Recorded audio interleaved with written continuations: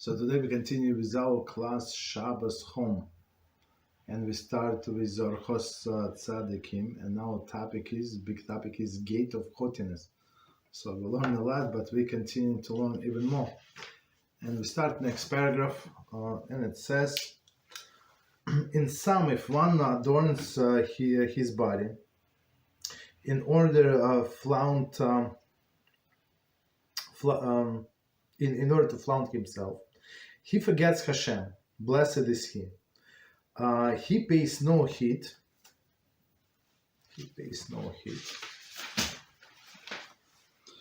To the mitzvahs and does not pursue good deeds, for his entire concentration is on himself, to adorn his transitionary body, whose end would be with more worms and maggots. And one who adorns his body borders on lewdness, for he will cause women to look at and admire him, as a result of which he will come too close to them and fall prey for the levity of the lightheadedness. And the woman too, who adorns herself for man, ignites your heart and stirs up the improper thoughts within them. And her punishment, therefore, is very great, for she places a stumbling block to many men. Our sages have forbid the gazing at the color garment of a woman that is spread out on a wall. So meaning to dry. So we're going to explain. It's from Avodah Zarah 20b. If such is the case, even though she is not clothed in them, how much greater than must be the prohibition and the punishment for a woman who dress up before men to dress up before men who gaze at her. All right, so let's do this piece. And last time we said that it's all start with clothing, right? I mean, it's not all, but not all of the arrogant people can afford clothing. Okay. So let's see. Again, in sum, if one adorns his body in order to flaunt himself, he forgets Hashem.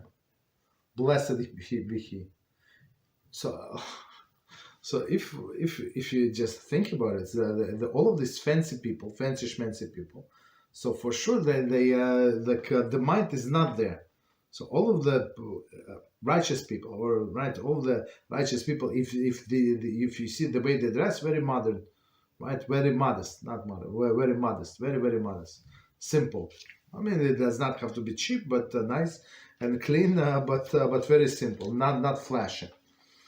Right. So in sum, if one adorns his body in order to flaunt himself, he forgets Hashem. So how forgetting Hashem starts with adornment of the body. Very interesting, like very straightforward. So unfortunately we don't know who the author is, but that's great Rabbi. Okay. So he forgets Hashem. Blessed be he. He pays no heed to the mitzvahs, and he does not pursue the good deeds. That entire concentration on himself, like he's as we said last time, he becomes a mini god, right? It's my opinion, he thinks, or God's opinion. So guess what? I'm more important. I'm younger. I am this and that. So okay. So I'm going to take care of myself, right? And you see, especially younger people. Somebody like past me, young teenager, like he came off the bus. So I was passing the bus stop, and he has so much perfume. It's like I was like so much. I'm not sure. Like people are suffocated in this bus. If he's outside, he smells so much. Right. So of course it's to attract somebody. Right. Okay. Right. So the first commentary on his entire concentration is on himself, and it says, one's focus on these areas can cause him to become so preoccupied with himself that he will literally forget for Hashem.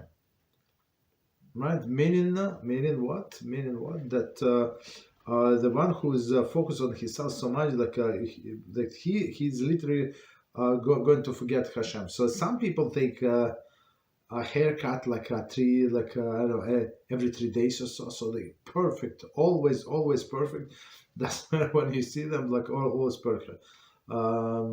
Perfect haircut. Why? Because every 3 days. So, but you have to go to the barber shop. You have to wait in line, this and that, and then he wants to talk to you, wants to talk to him. So it's like, I don't know, a few hours gone.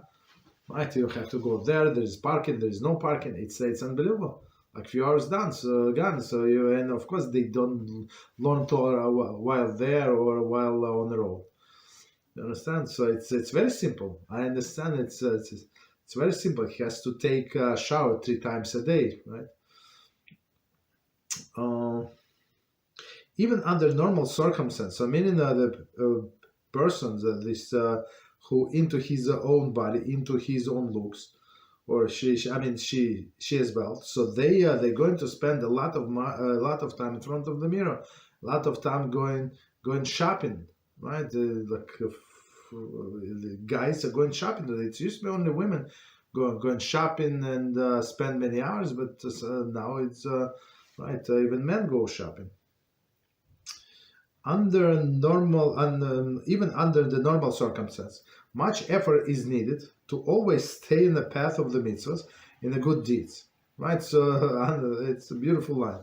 Under normal circumstances, if you don't have to go to the barber shop 3 times a day, and plus they go to the gym and stuff like that. So 10 in salon, the crazy man, crazy, absolutely crazy, right? So even without all these things, right, it's hard to stay on focus on the mitzvahs. Like you have to pray 3 times a day with the minyan, right? Do other things, learn, and all of these beautiful things. How then can one expect to succeed in the service of Hashem or others while paying so much attention to himself? Right. Which is, of course, a rhetorical question. We understand. So a person says, "So I cannot go to gym." So isn't it said? You know how many times I heard this?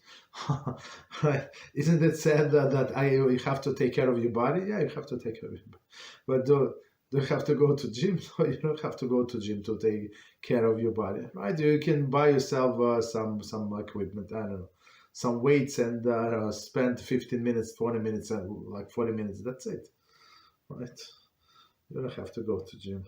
Like these people, these addicts. So when I go to shul, I pass on the gym on my way. So meaning it's like before 6. Like 5:45 a.m. So there are some people they are coming out of the gym 5:45 a.m. The crazy people. I mean they also religious, but in other sense. You understand? So many people go in, but some people go out. Meaning they're done. Okay. Okay. So again, this sentence. If he pays no heed to the mitzvahs, right? So meaning, right, he's not going to pay no heed to the mitzvahs, and he does not pursue the good deeds, right? For his entire concentration is on himself to adorn his transitionary body, right? And body, like what is going to be of your body? Just look at the old man, right? Old man. So and just understand, you're going to be like this. Doesn't matter. You work out, you don't work out. It's that's the end. You understand? So we try not to waste time on all of these external things. Of course, as we said, you must look presentable. You representing Hashem on one hand, but on the other hand, don't overdo it. Okay. Right, and adorn this transitionary body, whose end to be with worms and maggots. Right. So always remind yourself. And that's that's what says in Orchos, right?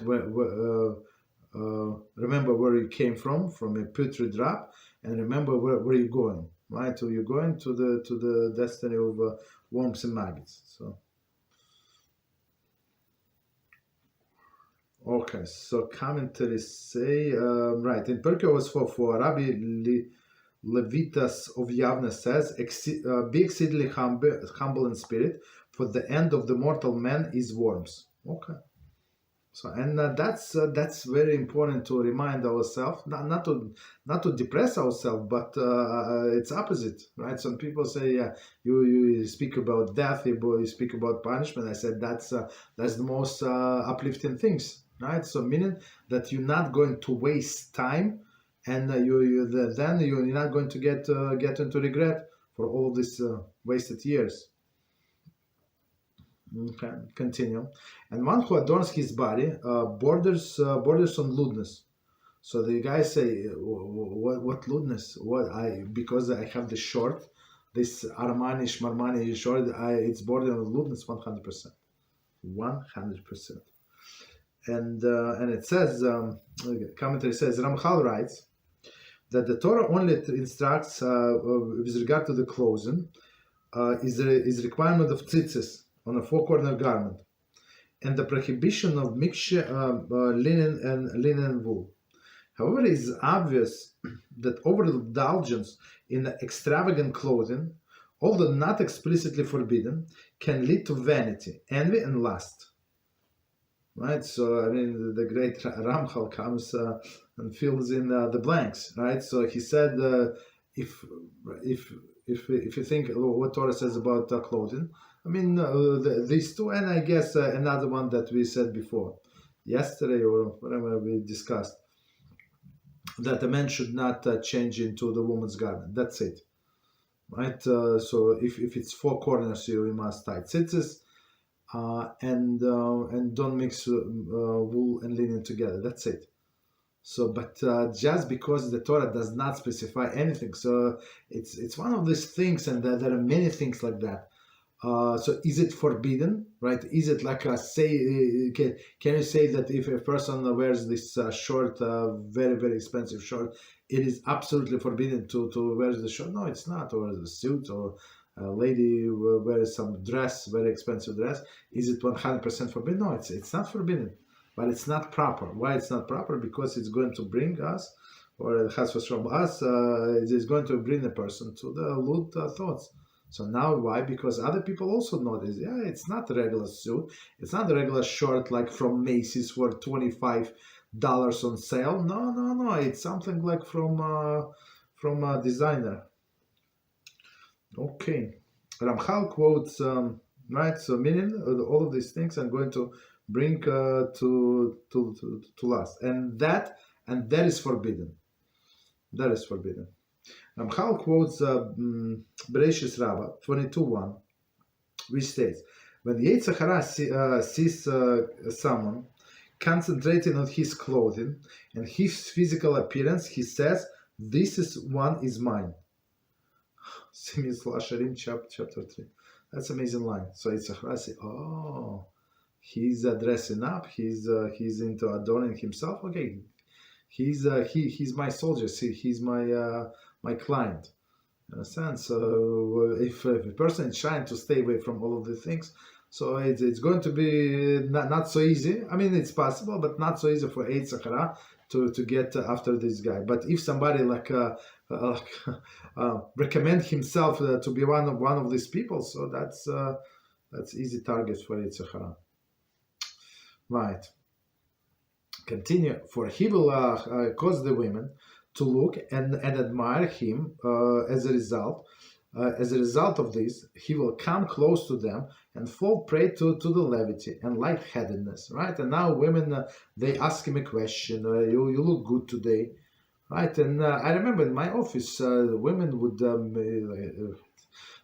make comment how the men dress, and the compliments, you look nice on you, this you normal.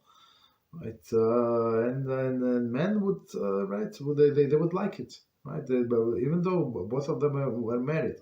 So, right? Why don't you talk about work? Why don't you just look at your computer? Why do you need to compliment another man? You understand? That's the problem. And then men takes into their head, and that's how it all starts. The women too adorn themselves. For men. So she said, no, I'm doing for myself. Would you do it at home? when you cook in some stew? Most probably not. Most probably not. So when she said, I do it for myself, she's not doing it for herself. She do it for people on the street. Right. The woman too adorns herself for a man.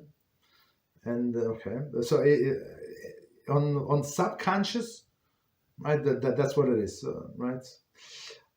Ignites their heart and stir up the improper thoughts within them. Right? They go after her because she dresses like that. So for them it's like a challenge. Now they have to go and talk to her. Like it's only a matter of time, right? And punishment. Therefore, it is very great. Therefore, it is very great, for she places a stumbling block, and her punishment therefore is very great. Sorry, for her dressing up like that. So she said, "What is the problem?" And we had this clip, right? Let them not look at me. Let them look at their wives. Yeah, they should look at their wife. But guess what? You smell better. Like half of the blockers smell your perfume, and you dress like a provocative, and they look at you. Guess what? Right? Guess what? So it's a stumbling block for them, and right, even nothing happened. Even he never talked to her, but she's going to be on her mind, on his mind all the time, because that's how subconscious works. When a person sees something once, he will remember. And right, if you do regression, you can get all the information back. Right, but on subconscious, she's going to be there. Our sages have forbidden gazing at the colored garments of the woman that is spread over the wall. So over the wall, like it's a clothing line, right? So she's, in the olden days there were no dryers, right? There were no washer dryers. So like women would dry their clothes in summer, like they live in small apartments summer. So she would dry on the clothing line, and she has a right to do that. And she's right to wear this colored garment. Let's say if it's not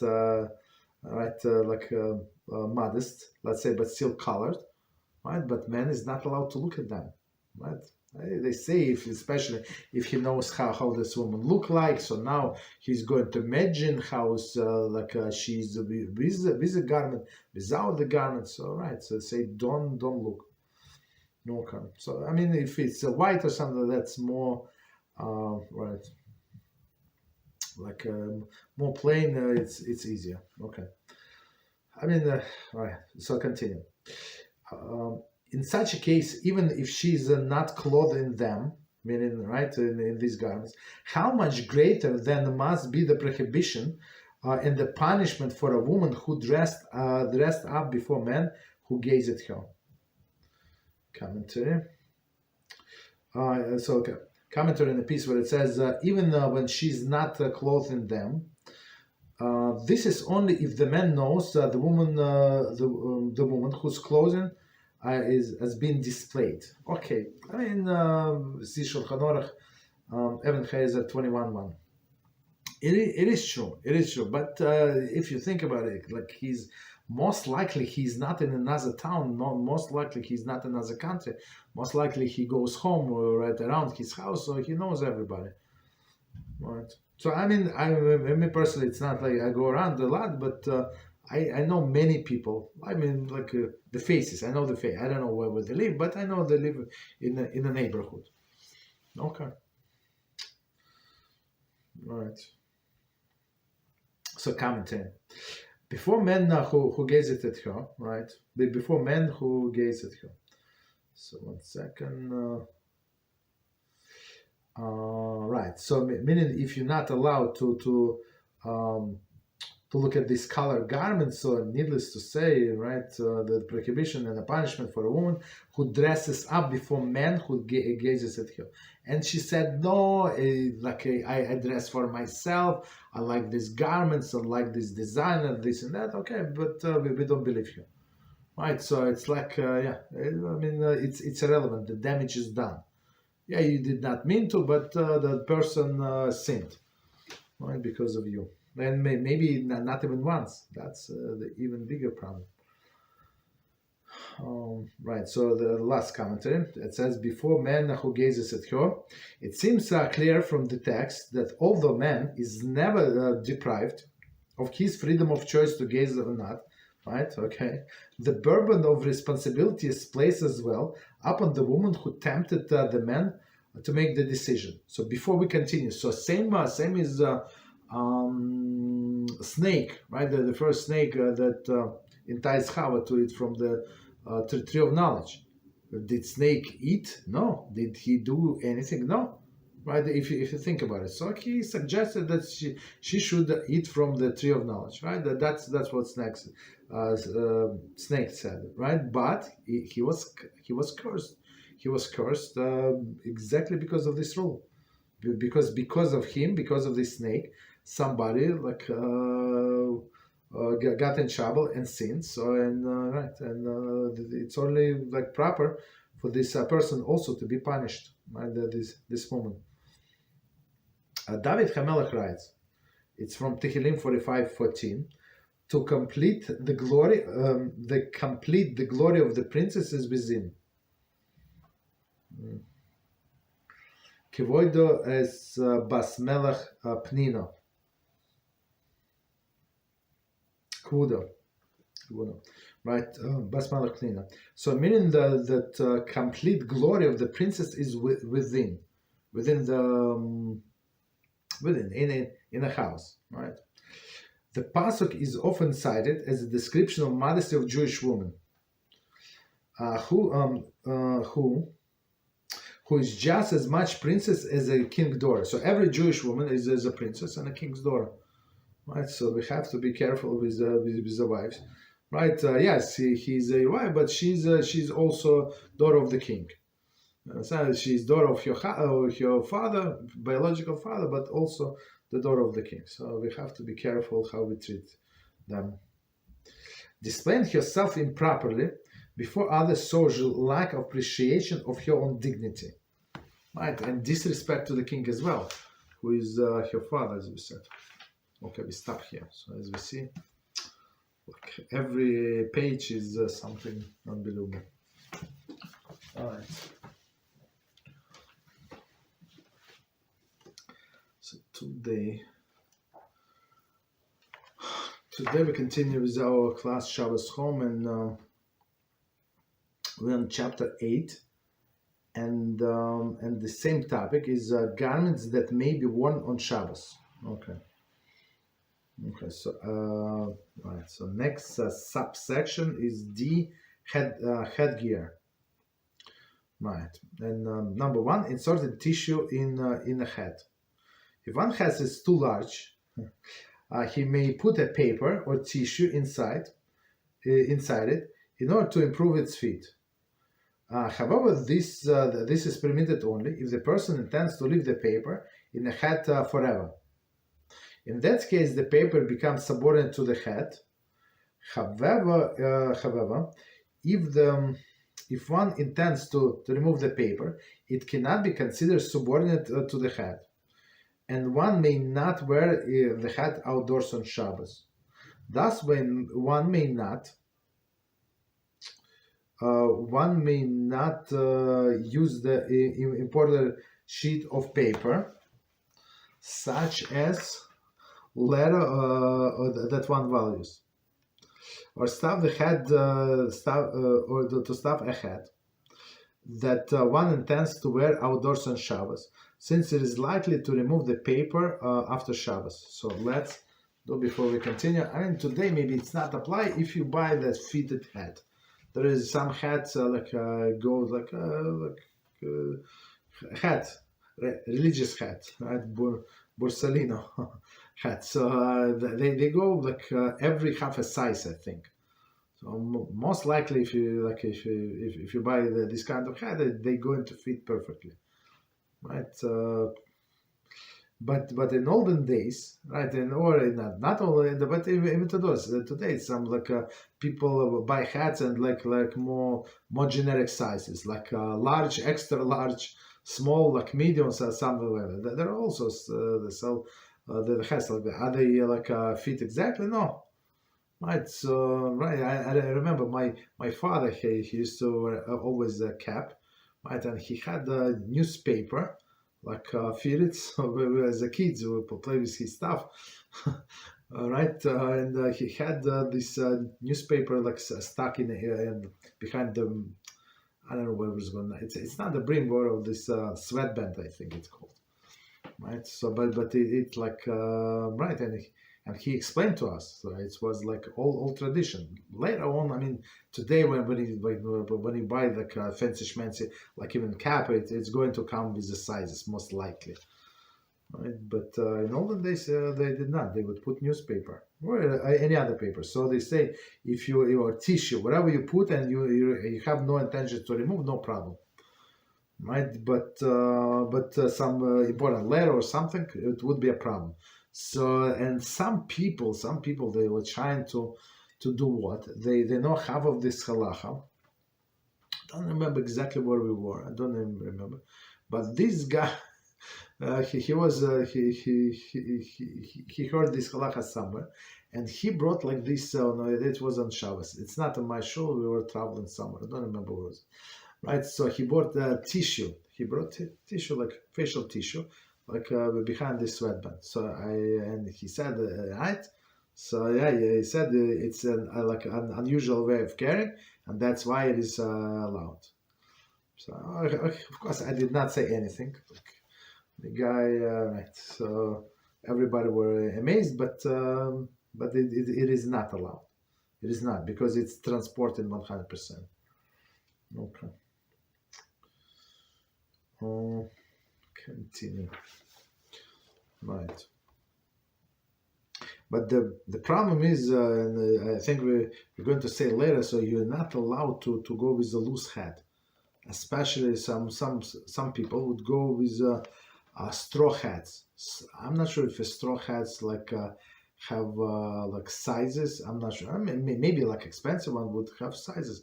But the thing is, if it's it's a little loose, right, and it's light, and you have a gust of wind blowing and blows off the hat, so you're not allowed to pick it up. Right, that's the issue. Yeah, of course, if there is no air. All of these things, all of this situation, we say if there is no air. Okay. So next one, now number 2, men's rain hat. There is a major dispute among the poskim as to whether it is permitted for a man to wear plastic rain hat of the ordinary hat on Shabbos. Many poskim rule that the rain hat cannot be considered garment, since it protects the hat, not the wearer. For the hat itself protects the wearer head from rain. Nevertheless, some poskim rule that the fitted plastic rain hat can be considered subordinate to the hat and may be worn on Shabbos. Hagaon Harav Moshe Feinstein Zatzal concurred with this stringent view and prohibited wearing plastic rain hats. So what is a plastic rain hat? Let's explain.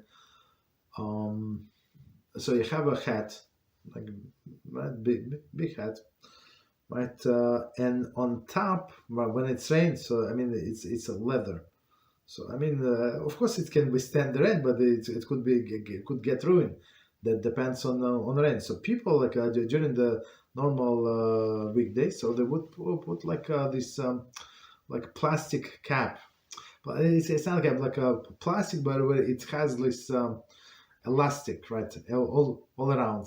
Some people would something if to compare to a shower hat, right? So in olden days, I think today also that people would put shower hat, not to get you your hair wet, right? You just want to take a shower, but without hair. So something like that, clear, of course, and you put it on the head to protect it, right? But what this poskim is saying, technically this leather hat can withstand the rain, so it's not like you're trying to be protected from elements, right? As we said, I think last time about raincoat. So you have a regular coat, like a wool coat, right? And it's raining or snowing, so it's going to get wet, like soaking wet for sure. Like I mean, not the coat. I mean, coat itself, but even you're going to get wet. And since in order to protect from elements, yes, you can wear if you have a big this raincoat big enough, so you can wear on top of your coat, winter coat, and there is no problem. So you're not protecting the coat, right? Even you are, but you're protecting yourself. But here with this hat, this plastic has no sense, right? I mean, right. I mean, if it's I would say if it's a straw hat, yes, yeah, it's going to protect, because straw hat. I used to have a guy from one of the schools, so he would use like in the summer. He was a doctor, hopefully still alive, elderly person. So he had this straw hat, very fancy, schmancy, right? But it has like straw. It's like has holes. So for him, it would be allowed to put this this hat, because it's for sure it protects head and the head itself for sure from the rain. But not in this case. Rabbi Moshe finds it's rules strictly. But today, when you go buy a coat, right, a raincoat, like a thin one, not fancy, like a thin one from a Jewish store, for sure it would have like hood that this huge, in order like to. I'm not sure where exactly they invented, but I think it's in my mind it's it's a genius invention. So you have hood and it covers the whole head. Doesn't matter how big a hat. If sombrero would not cover, but beyond sombrero for sure it's going to cover. Big enough. Okay. Continue. However, all authorities agree on 2 points. Firstly, it is permitted to wear rain hat over the straw hat, right? As we said, because it's you for sure you trying to protect yourself from elements. Like of course you protect the hat as well. I think the straw hat can be ruined in the rain. I think. Okay. Right, straw hat. For since the rain can seep through the straw, I mean for sure. Hat. I'm sorry. For since the rain can seep through a straw hat, the rain hat protects the wearer from the moisture. Right. Commenters say, note, however, some authorities rule that even in this case, one should not wear the rain hat in public if there is a reasonable possibility that one would take off the rain when the rain stops. We have to explain this. So meaning that when there is a rain and you walk with your straw hat, and on top of this straw hat you have this plastic, right? This rain hat, there is no problem when it's rain.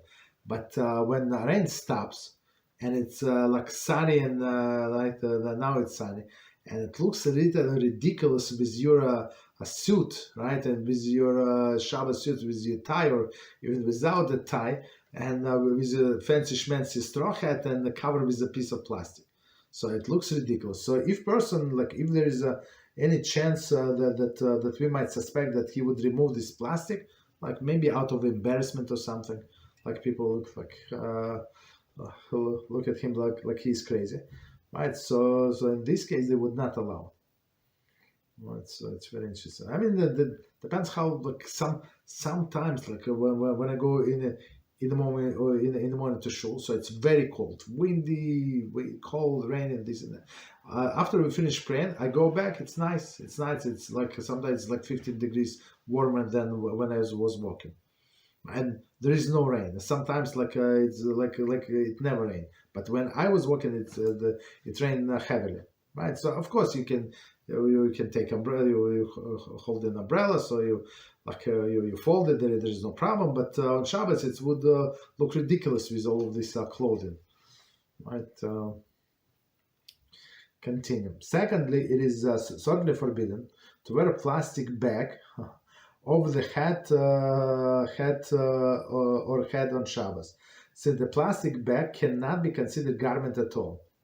Right. So this fitted plastic hat it's a garment for sure. That there is no problem, right? Right, secondary to garment, but plastic like a plastic bag for sure not, for sure not even over this straw hat. Okay, continue. Women's rain bonnets.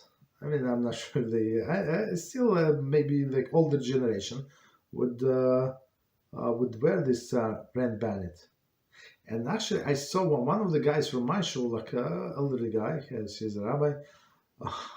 So he has this rain hat, like this, right, special. Like he has a coat and matching rain hat. Okay, very interesting. Continue. All right, it is permitted for a woman to wear a rain bonnet in public domain. Okay, the rain bonnet is considered garment since it serves to protect your head from the rain and also cover part of your face. See footnote for previous paragraph. Okay, so meaning what? So this rain bonnet, it's like a, how do you describe rain bonnet? It's like what is it? It's not a scarf. It's like whatever. It's rain bonnet. So you put for example, your hair is covered with kisui rosh, with a scarf, and then she puts on top. So for sure the scarf is going to get wet in 3.5 seconds. But this protects the head basically, right? So no problem. So rain bonnet, that's what they call. Number 4, hoods. It is permitted to wear a coat that has a hood attached, even the hood is not being worn. So it's very interesting. I mean, it would not enter most of the people's mind, right? That the hood could be an issue, but so some people have a detachable hood, right? You have a zipper. Sometimes you can wear with hood, without hood. So, but most of the time, like a hood just attached, and you're not using it, right? So they say there is no problem, right? Because it's a part of the coat. Okay, so now we're going to the thing that some people struggle, unfortunately. Okay, so and this is one of the areas like when religious people would not do it, other people would do it dafka, like in everybody's face, because they want to prove the point, but we see in some cases we just have to. This one of the cases we should keep quiet. I mean, if you know that somebody is going to listen, yeah, you can tell them. But otherwise, we can. One of the cases that we can ignore, basically. And it says, gloves, right? Gloves are considered garment, and according to some poskim, permit wearing them outside on Shabbos. Wow, did you hear that? According to some poskim, you can wear gloves outside on Shabbos. Why is that? However, other poskim rule that since a person often removes the glove in order to use the hand, for example, to shake hand in a person he meets, it is forbidden to wear gloves outdoors, for he might remove them and forget to put them back immediately and carry them 4 cubits in the public domain. So that's very interesting. So in some countries, there is like you're absolutely obligated to take off your glove. If you want to shake somebody's hand, like you have to take your glove. If you don't take your gloves, so it's like it's almost like you as you spit on a person. Almost. It's not exactly, but almost like. It's big disrespect. In the United States, I think there is normal, and most people would not remove their gloves, so they want to shake their hands. They shake with gloves. I'm not talking about Shabbos. I'm talking about in general.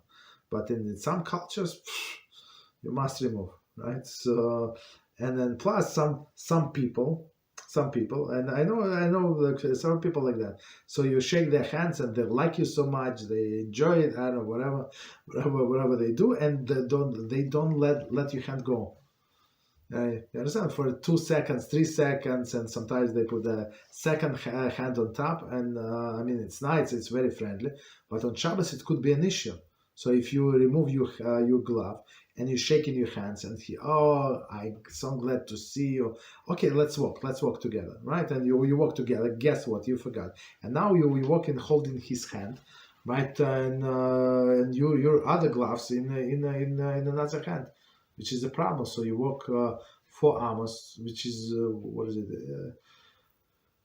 Almost 7.5 feet. I don't know, like less than 2 meters in the public domain, which is big issue, right? So meaning it's biblical. I mean, it's not biblical because it's not a biblical prohibition. It's a rabbinic prohibition, but still, right? Why? Because of these gloves. So right. So that's why most poskim they actually forbid the gloves. Even according to this view, however, if one attaches the glass to the sleeve of a coat, he is permitted to go outside while wearing the coat, even if he does not wear the gloves on his hands. Okay, and that's I remember when I was a child. So my mother would put the string like from what is it from sleeve to sleeve, right? Behind, I mean, my little coat, and she would sew to the mittens, I think, not the gloves, the mittens to the this what is it to the string, in order for us not to lose them. So and that's how I mean, not me, like everybody, not everybody.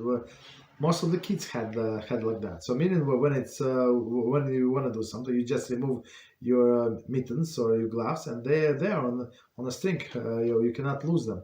I mean, but to say that an adult person would do that, maybe in Alaska somewhere when it's cold, and it always like maybe it's going to the wind is so heavy. I don't know.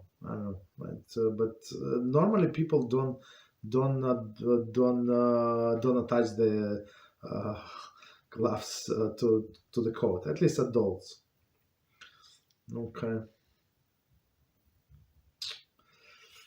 Okay, so halacha is that as we just saw there there is 2 opinions. One is more lenient, one is more stringent. Right, the halacha is that we need not to interfere with one who is lenient and wears the gloves. But it befits every meticulous observant person to be strict in this matter and not to go outdoors with gloves unless it is sewn to the sleeves. Right? I mean, it's very, very straightforward. So again, is it absolutely like forbidden to wear the gloves? No. Let's say there are some people who never shakes anybody's hands and who never ever would remove their gloves. Right, well, while they walk into shore or something, right? So in this case, and they can rely if they want on this lenient opinion, right? But it says if you're a meticulous person and you want to do like enhancements of the mitzvahs, like that's what we do, right? So which is you understand who is more observant, who is less observant.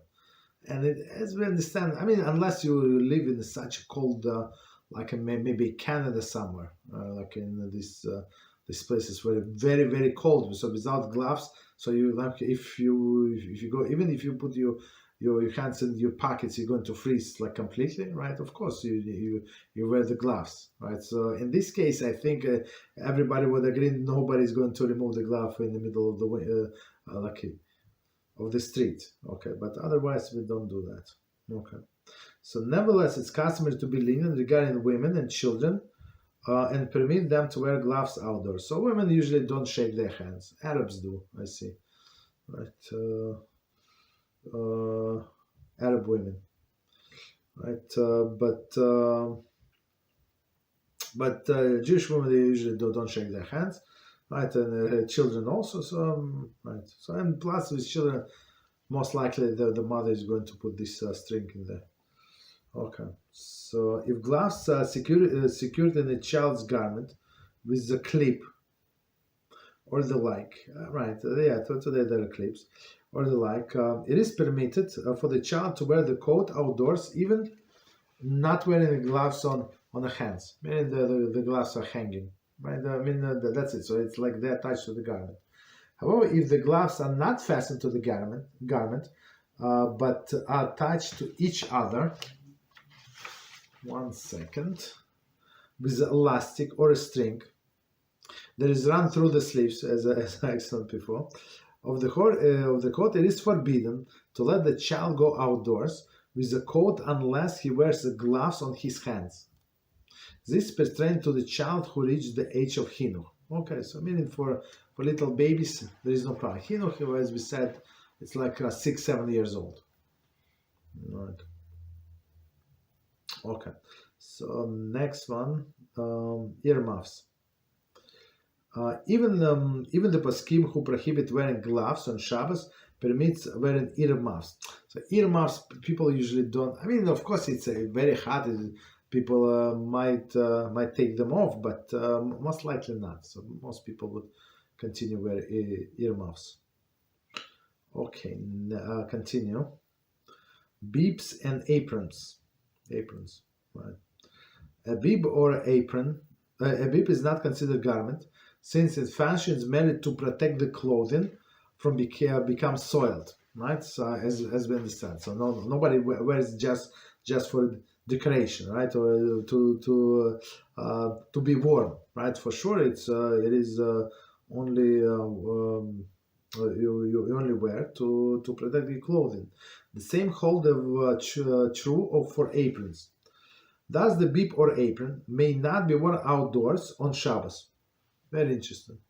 However, a large apron that covers majority of the body is considered a garment and may be worn on outdoors. So, what is majority of the body? So, in my mind, it's like butchers, right? That work with raw meat. They have this huge apron, like almost to the floor, and like covers like half of the body. Yeah. So this is for sure it's garment. But others, like smaller ones, are not considered to be garment. But so the point is not to go outdoors on Shabbos in these garments. That's the point. Next one, which is also very practical, I think, cotton in ear. It is permitted for a person to go outdoors on Shabbos with a wad of cotton stuffed in his ear. If the purpose of the cotton is to absorb a liquid excreted by ear, or to protect the inner ear from the cold air. So I mean, right, people put a cotton ball like inside, right, like deep inside. Sometimes when people have earache, right, sometimes there is medicine, some drops or something like, or just even without medicine, just to close so that the cold air would not go in. Right, I suffer for some time from this earache. Like it's like piercing your head with something sharp. So such a sharp pain to you, like, and there is no escape.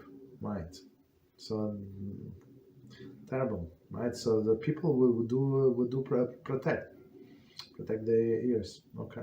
However, if the purpose of the cat is merely to block the noise, one may not go outdoors with it. So, like, what does it mean? Like earplugs. So some people are very sensitive to the noise, right? Very sensitive, right? Especially in all big city.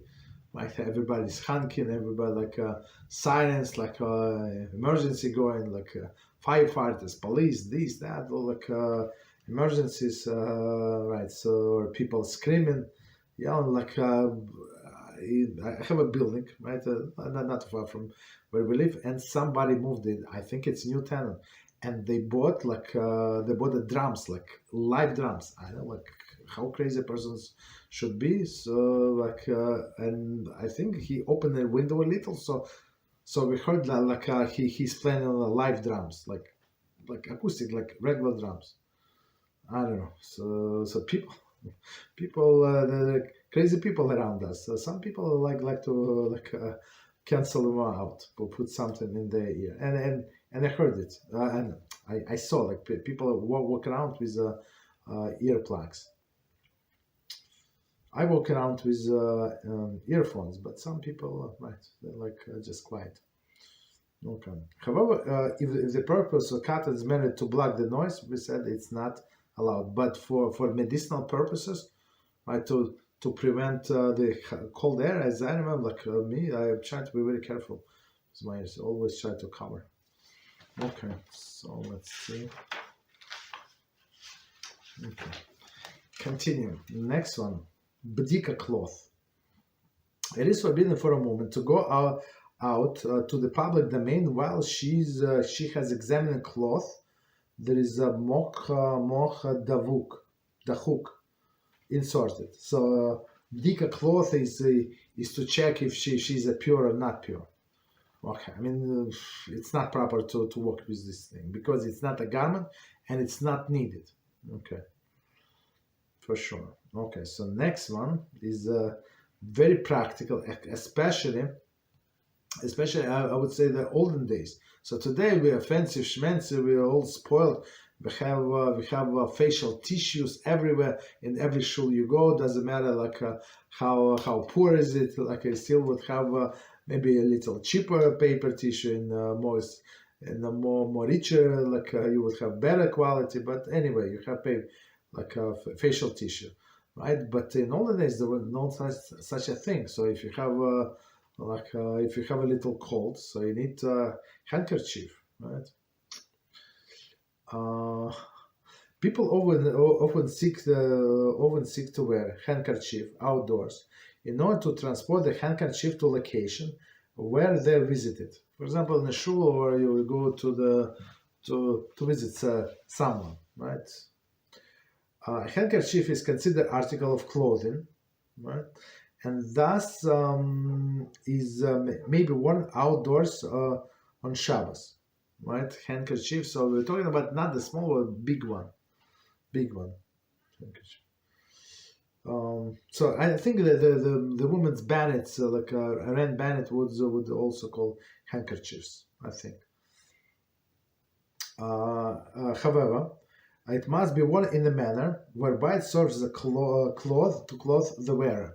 So yes, you're allowed to wear the handkerchief, but it's like, and it's clothing like a scarf to protect your neck or something. Unfortunately, some people wear the handkerchiefs in a forbidden manner.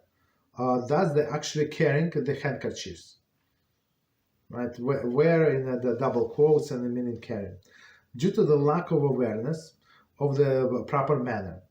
We will outline the correct ways of wearing the handkerchiefs permissibly on Shabbos. So sometimes people, like we just spoke about it today, about men that trying to dress up, like adorn themselves. So in my mind, so like I know a few guys, so they would put this handkerchief like on like a tie or something, like right? They would tie like in front.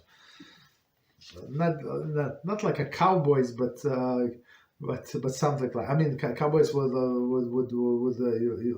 have it in front, but then like turn around and then the knot is in front. Okay, so like fancy schmancy, right? Of course, that handkerchief has to match the short, and shorts must match this, and shoes must match I don't know what. You understand? So that's the men who like this stuff. So, but in olden days, it was very practical. Again, you have a little cold, you need this handkerchief. But in my mind, it was always, I'm not sure what they did after visiting the shul. I mean, if it's clean, completely clean, yeah, you put it on your neck, there is no problem. But if you're going back and it's you already use it, I'm not sure. I'm not sure what exactly they did. So continue. We will outline here the correct ways of wearing handkerchief permissibly on Shabbos. Okay. So number one, wearing as a scarf. So scarf for sure to protect your neck for sure. Some poskim permit wrapping handkerchief around the neck and wearing as a scarf. So meaning, but again, it must be like large enough. However, the ends of the handkerchief must be tied together to ensure that it does not slide off the neck to the lower part of the body. where it will serve no purpose. I'm not sure how big it's supposed to be, like to slide. Okay, but we got the point. We got the point. All right. So meaning, and plus, I think if you don't tie it good enough, it's going to fly with the wind. Also, not same issue. I mean, even bigger issue. Okay. Commentary. For the discussion on how to tie the handkerchiefs on Shabbos, see chapter 13. So we're in chapter 8. So meaning what there, as I understand, we're going to discuss the prohibition of tying on the Shabbos. So one of the 39 melachos, tying a knot, right? We're going to discuss what the knot means and untying, right? So. But I think it's in this case, in that tying the handkerchief is going to be like more lenient, because for sure you're going to untie it very soon. I mean, when you're going to get to destination, you're going to untie. So I think I have an answer to my question. Most likely when person would go to shul and you use, for example, he has a cold and he would have use this handkerchief, he's going to leave it there. Leave it there for until after Shabbos. After Shabbos, like after Mariv, they then Shabbos Mincha, and then they wait. They eat Silda Shlishis, and after Mariv, that's it. Shabbos is over. He can carry his Dori handkerchief back. Okay. When tied around the neck, the handkerchief is considered bona fide garment, right? For sure, since it will provide warmth. So, and warmth that does not mean that only when it's cold outside. So some people, as I said, we said, with a sensitive ear. So people with a sensitive ear, have this infection, something in the ear, like even in the summer breathe, for you it's pleasurable. For these people it's torture. Right, so it would be allowed.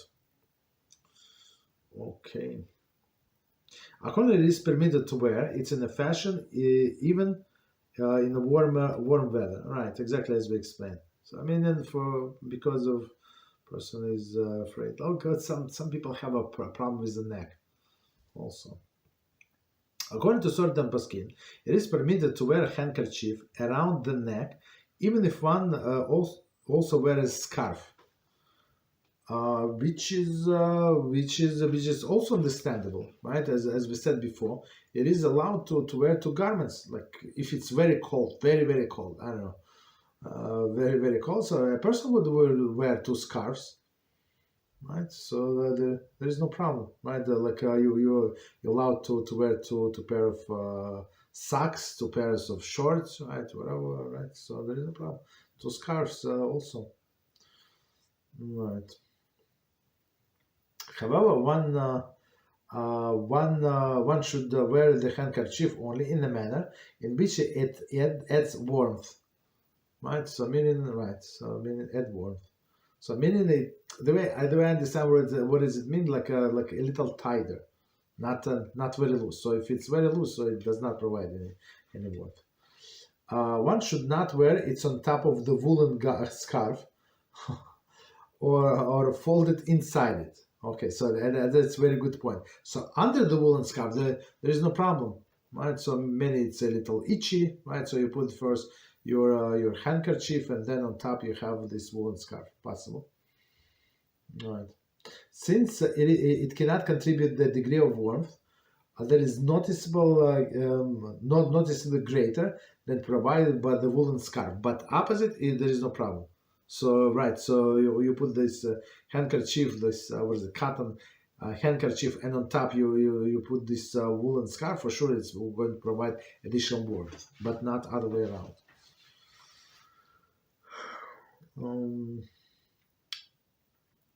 That's nice. Wearing the handkerchief underneath the short collar. It is forbidden to go outdoors with a handkerchief tied underneath one's short collar in order to prevent perspiration, right, from being absorbed into the short, right? So meaning, right, so to prevent this, so to save shorts, right, so to save the short, okay. However, this is permitted if the extra absorbency is needed to prevent physical discomfort that might be brought by profuse sweating. So if you live in very hot climates, and it's very hot in the summer, right? Huge humidity, so and you're going to sweat. Some people decide to dress down completely, right, and walk I don't know. Sometimes we have in our shul they come visitors. Sometimes from Israel, these modern things, guys, right? They come to the shul on Shabbos like on a beach. It's so annoying, right? So number 3, wearing handkerchief as a belt. It is permitted to wear the belt made of several handkerchiefs tied together. See chapter 14 to discussion of laws of tying the knot on Shabbos. So meaning what, that if you're planning to transport them, so you have pants, and they're falling off, right? Or even not, but you want to put a belt, right? I mean, you tie together 3 or 4, let's say 4 handkerchiefs together, right? Even in double knot, but you because you need this, all of these four of them you need in shul, for example, or wherever you're going. So because it is allowed because you're planning to untie them, but you cannot have 2 belts, as we explained before. Only 1 belt is allowed. So as he said, he's very careful. He said instead of the belt. No, he did not say instead, but that's what he meant. Okay. So next one is a tie clip. It is permitted to wear a tie clip since it serves a functional holding a tie in place, right? And in olden days, I mean, today still, I see people still wear. They used to make this. The back of the tie clip is a key from the apartment, right? So it's a permissible way to carry the key. Okay, but so you hold the tie in place. I mean, I have not seen it for a long time, but I think people still wear it. So this holds true even the wears the jacket, since the clip is nevertheless necessary. So maybe in a jacket, I mean, some people don't close the jacket, so for sure, the tie go left and right. So you this clip helps. Clip. If the clip is made of gold and silver, it can be considered adornment. Takshit, okay, which may possibly be worn, subject to the rule discussed in the following chapter. Right, about this, I guess we're talking about we'll talk about jewelry. Right, but jewelry for sure it's adornment. This regular clip it must be practical. So practical what is what is it? Is to hold the tie together, down, not tie together, down. Okay. So let me quickly see how long. Okay, we can finish. So next one, the methods of transporting a key. So this one is I guess the most asked question, right? As with handkerchief, there are several permissible methods of wearing double quotes, a key on Shabbos, as well forbidden methods. The following are permitted methods, and we're going to add a few things, of course. I mean, things change.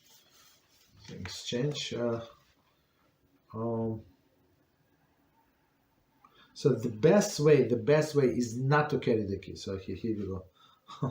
Let me start. I think he's not going to discuss. So I mean he's the topic is wearing, right? So it's proper to leave the key. So right, the best way is to have a digital lock, but digital lock only a mechanical one, without not electronic one. So, and some people, I heard many times people say, no, it's not reliable. It's very fabulous, right? So I said, you know what I say? So use it like a second lock.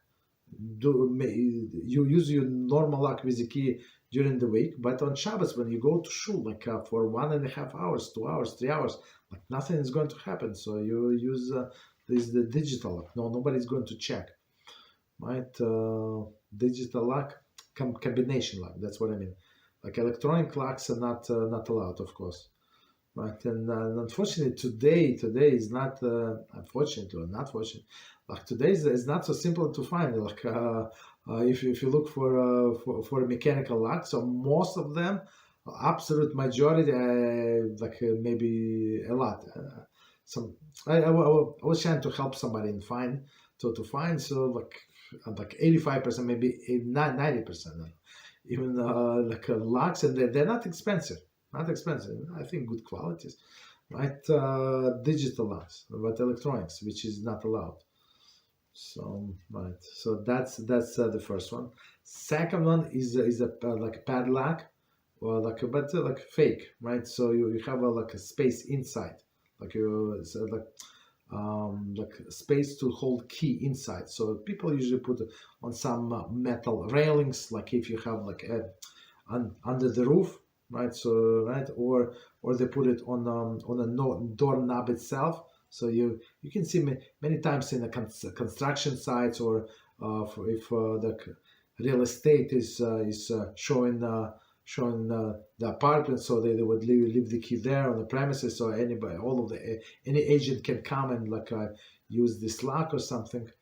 Right, but I saw on all of the construction sites for sure they use, and so many people.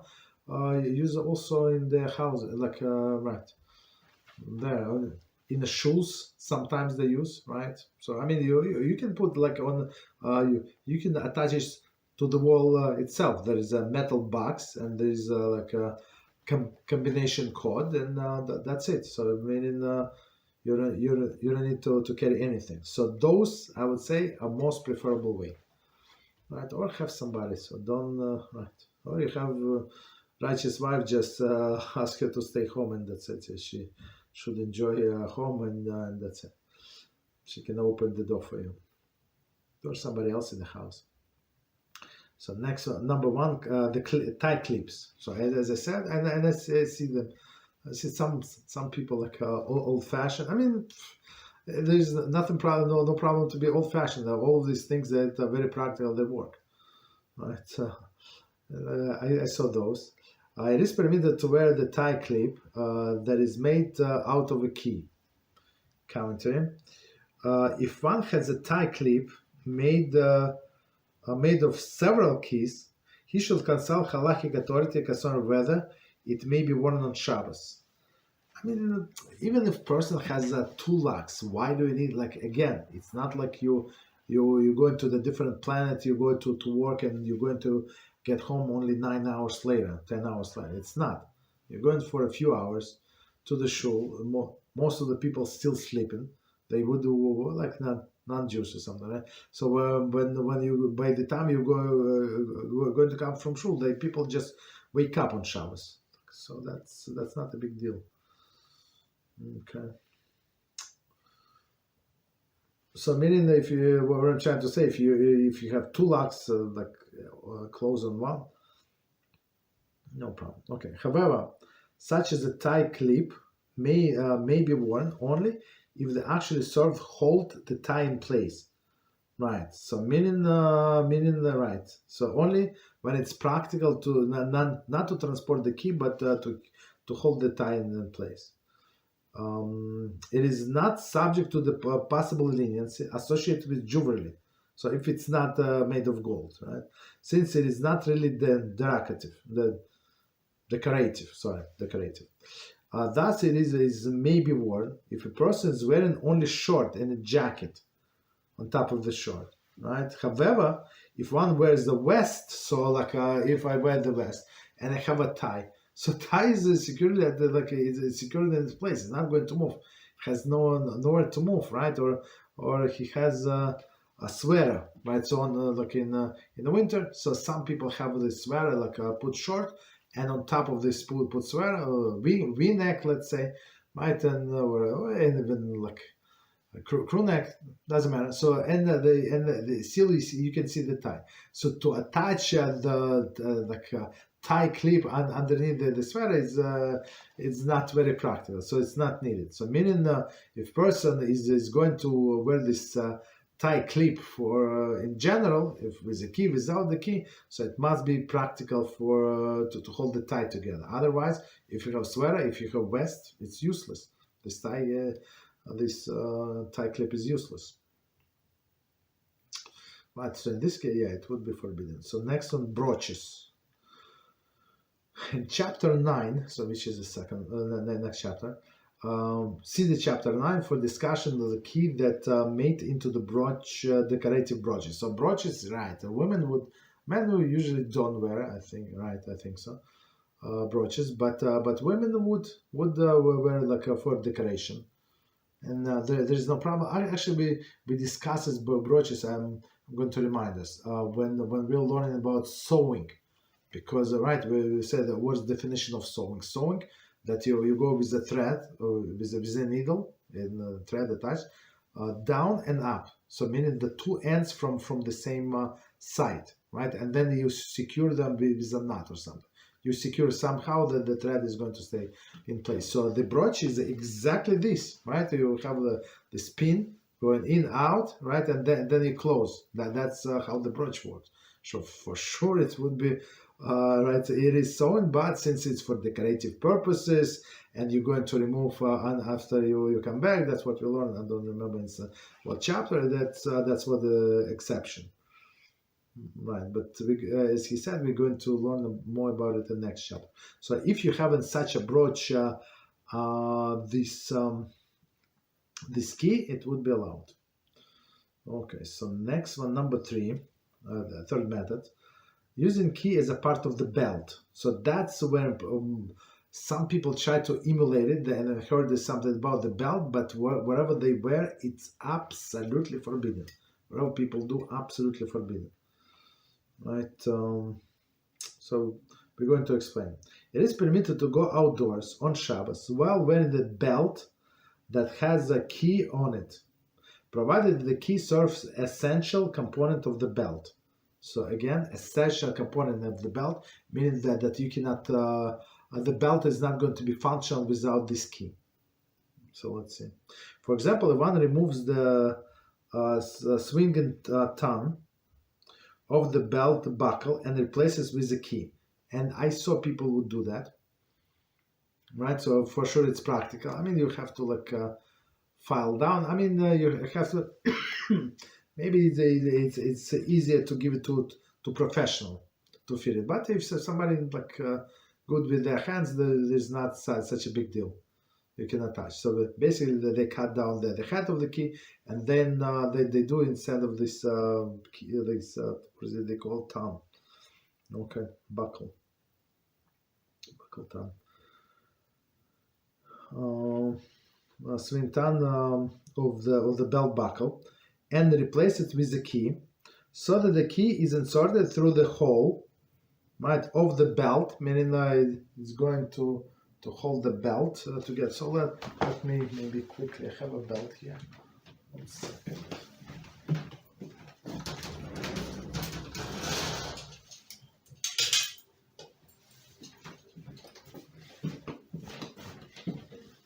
So here's the belt, so we're talking about this part, right? So instead of this part, they put the key. So I mean, it's not a big deal to take it. I mean, you would need to sew together, but technically, it's possible to do. 1 second. Okay. Okay. That's first option. 1 second. So and then of course it would be permitted to go with a belt like that on Shabbos. Okay.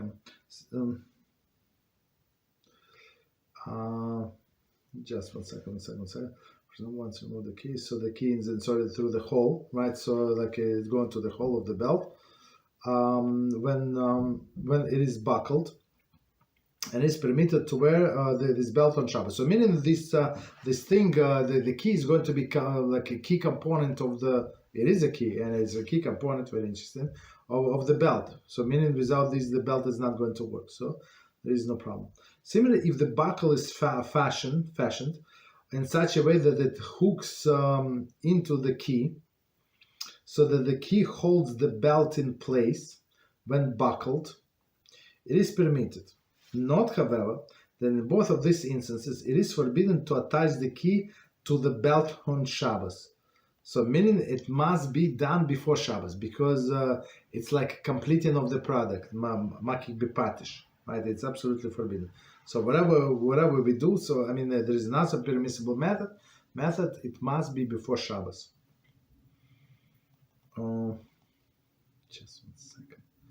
There is a note. Trying to see where this note belongs to. Apologize. Oh no, where is this note? Continue.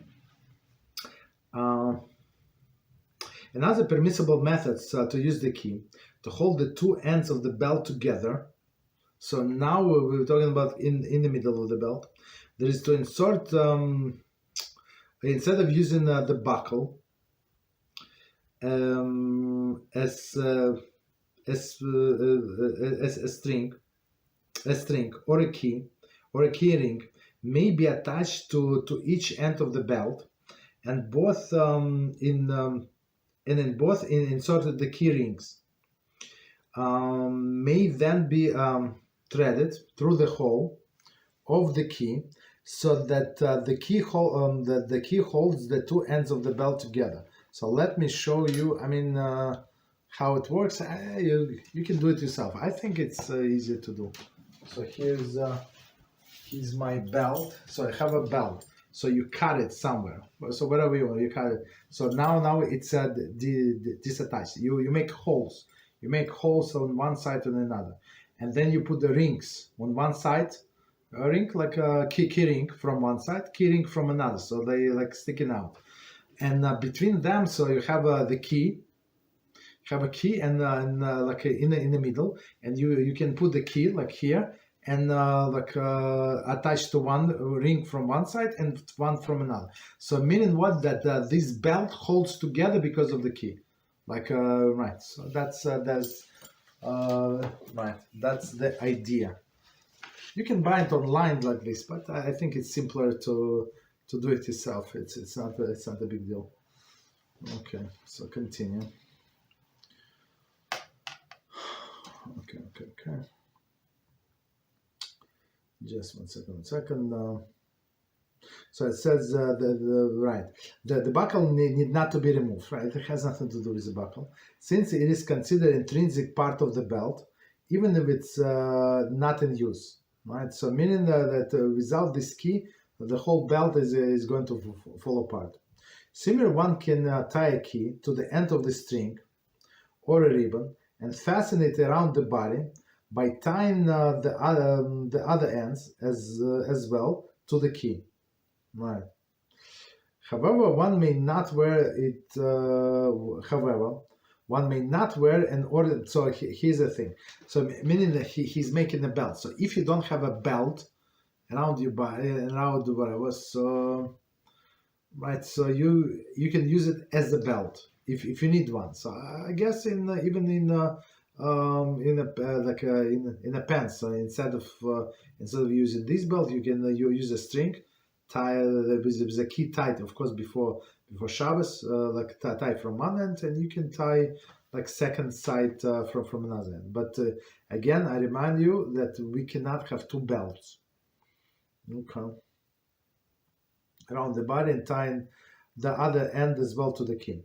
However, one may not wear an ordinary belt and a string belt outside at the same time, and that's what many people do, right? Like they have a normal pants belt, and then under the jacket they would have this elastic they buy from Bedikah store, like with two carabines, and then style and they put the key in between, which is a problem.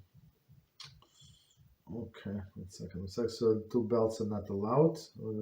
One must also be careful to tie a belt with a knot that may be tied on Shabbos.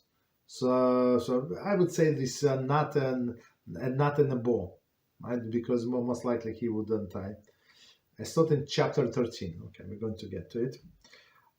In all the examples we have provided, the key serves as an essential component of the that actually keeps the belt fastened. So it's not the belt and you fasten the key to it. No, it's like everything is connected through the belt. So that's the idea.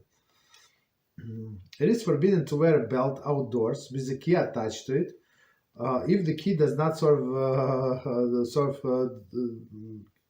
fasten the belt. So again, the key must be like a central point. So sometimes you. So even if you have one hole inside of the key, so you tie from one hand, or from one side to another, no problem. Okay, and the last one is a talus. It is forbidden to go outdoors with a folded talus draped over the one's shoulders, since this is not the usual way of wearing. So yeah, I mean, when I live in my shul, there are not too many people. So Baruch Hashem, everybody have a space, a lot of space, and plus many people have storage, right? Storage boxes, right? I mean, you have to pay doesn't matter. It's not a lot. You can rent it from shul. I just leave it on my bench. Nobody ever took it. Nobody ever. So there are almost all of them religious people, not them, me, like all of the religious, nobody is going to touch anybody's stuff. So we just live there. But some people who comes only for Shabbos, then they on Mincha, they go to another place, they don't want to leave it for whatever reason. So they would wear, like talus in a normal way.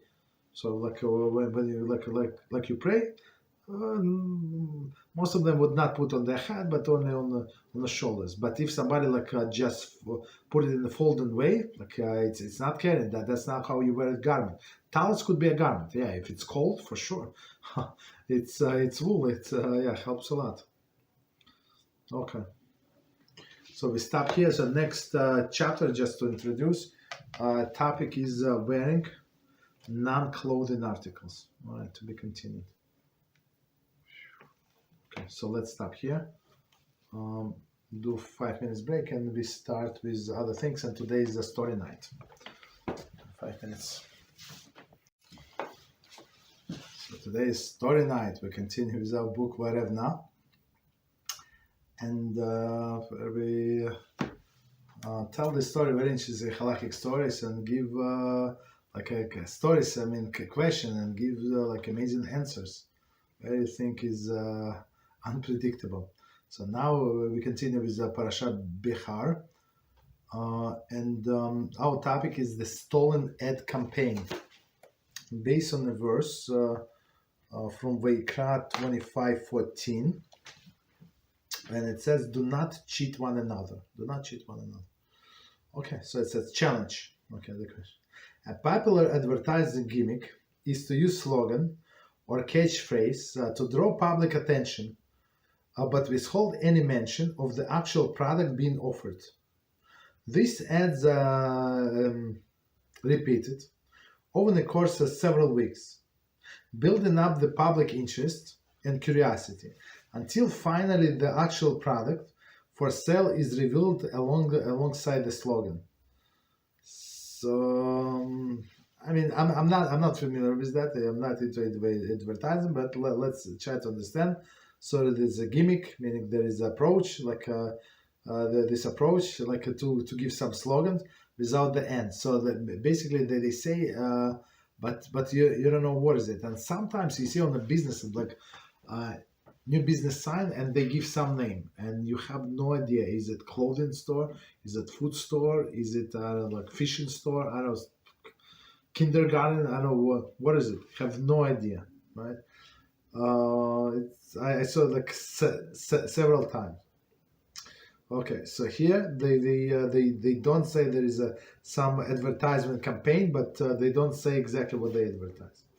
Mordechai hired the agency to promote his line of infant car seats by publicizing the slogan, "Think your child is safe, think again." Okay. Think your child is safe, think again. So that's it. 3 dots, 4 dots. Okay. So meaning that he arouses the curiosity of the people, and then he wants to write, and then when the time is right, so he is going to reveal what he's talking about. He intended to continue this preliminary aid for 3 weeks until they finally revealed his product, with description of its added safety benefits. Right. So meaning that the last time that he is going to reveal, he said how this car seats is better than whatever you have now. 2 weeks passed, but just before the Mordechai revealed his product, he was shocked to see that someone else had stolen his thunder, and the city had been plastered with the ads of natural child medicine together alongside the catchphrase, "Think your child safe, think again," with description of how the natural remedy protects children from usual winter time sniffers and coughs. Meaning, the way I understand from here, it's not like it's on the radio or somewhere else. So he would put the advertisement all over the cities, like in Israel, right? They put like billboards, right? Everywhere this advertisement, and then somebody like piggybacks on his advertisement and right, he advertised his product, which is medicine. Of course, like for 3 weeks, this guy spent so much money, and now somebody is taking advantage, which is, I understand, is not right, but that's what happened. After investigating the matter, Mordechai discovered that the Shmuel, the producer of the natural remedy, had been followed Mordechai's ad campaign from the beginning. Shmuel realized that the slogan could apply just as neatly to his own brand of the medicine. So, you think your child is safe? Think again. He waited until he judged that the public interest had been reached at the peak, and then hurried to draw the attention to his product by using the same slogan in his ads. So, of course, we understand it's thievery. Okay.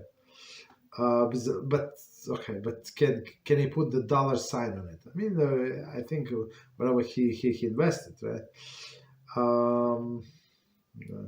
With the public thinking that the riddle of the mysterious slogan was solved, there would be little or no interest in the same slogan being used for car seats. That's it, right? Meaning that it was solved, meaning that's about this medicine, natural medicine. It had been already associated with natural medicine and would have no effect in drawing customers towards Mordechai's line of car seats. Mordechai then demanded that Shmuel reimburse him for $20,000 that he spent on a campaign that Shmuel stole. Right? So, I mean, he lost it, right? Does Halacha recognize the theft of consumer attention as something for which the thief must pay, as if he had stolen physical objects? Right? Like, did he steal anything physical? No. Right? But this guy, in some sense, this Mordechai lost $20,000 because he invested, but and after the actions of Shmuel, right? They went to waste. Okay, so let's see solution. Shmuel is guilty, right? Shmuel is guilty of the misconduct and deliberately undermined Mordechai's efforts to promote his product. So there is no question about it. This is similar to the case discussed Gemara of pauper in Searching for Food. Pauper, I mean, what is it? A poor person. If someone rushed to grab the piece of food that the pauper was trying to get for himself, he's considered wicked for infringing on another person's livelihood. So I mean, if it's not a poor person, there is maybe it's not proper, but it's not so bad. But for this very poor person who is trying to get some food to survive and somebody snatch from him, that's a big deal. Not from him, but before him, right in front of him. So where it says Kiddushin 59a, such a person is to be publicly chastised, to prevent him from doing so again. So, but can you demand from him to pay back? And that's a different story. Sisma Choshen Hamishpat 237.1. Similar Gemara Baba Basra 21b states that the fisherman may not cast his net within the parasa distance of another fisherman's net, lest they take the fish of the other fisherman was trying to catch. Right, so parasana is not so. It's like it's actually it's not so close if you think about it. Parasana, it's like no. What's a parasite? Is it 72 minutes walk? So it's a pretty long distance. Okay, parasite. Okay. Okay, so about fishermen. Okay. Yes, here too Shmuel took advantage of the public attention, and the Mordechai has spent so much money trying to attract. Shmuel is certainly wrong in doing so. The only question is whether Mordechai can force him to pay. Right? That's so. It's one of the cases where I don't remember what was the question, but the part of the answer that I gave, that some things maybe they cannot be adjudicated in earthly court, but for sure they can like in a court of Shemaim, this person is guilty 100%, and he cannot go to the good place in Shemaim unless he pays. So we must be very, very careful, right? Because by heavenly court he is liable. Okay, so solution next: copying the rival's license. Okay, Rabbi Michael Tzvi Halevi in the Shuvas Divrei Malkiel, part 2, maybe page 157, addresses the case of Reuven and manufacturer who had spent much time and money to get approval from the Polish government to produce a sweetened beverage he had developed.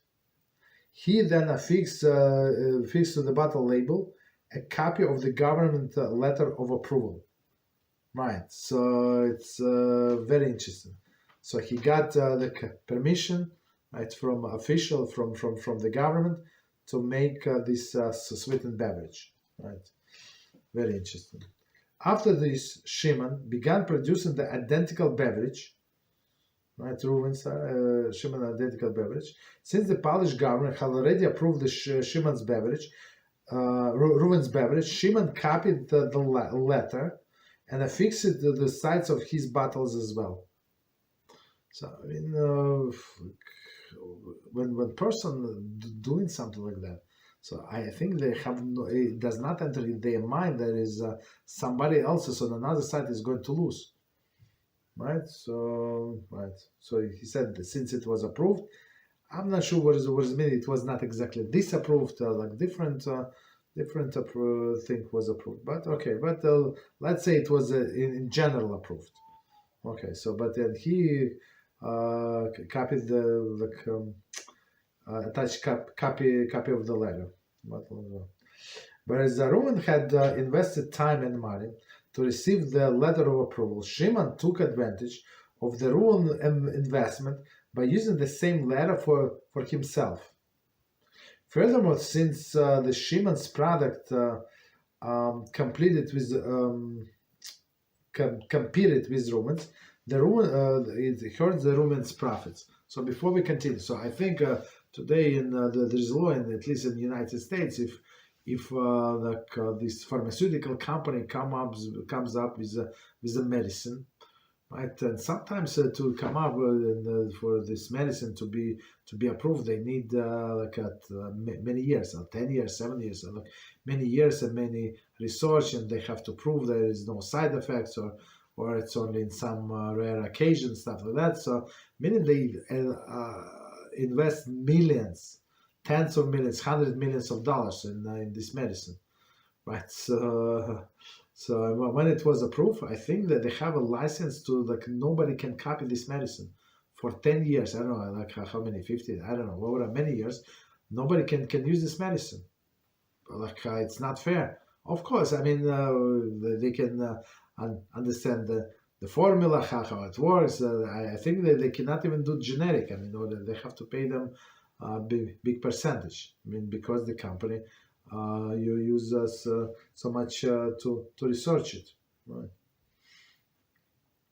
Okay, but in this case, going back to our story, since they have similar products, so of course they work competition. Competition means what?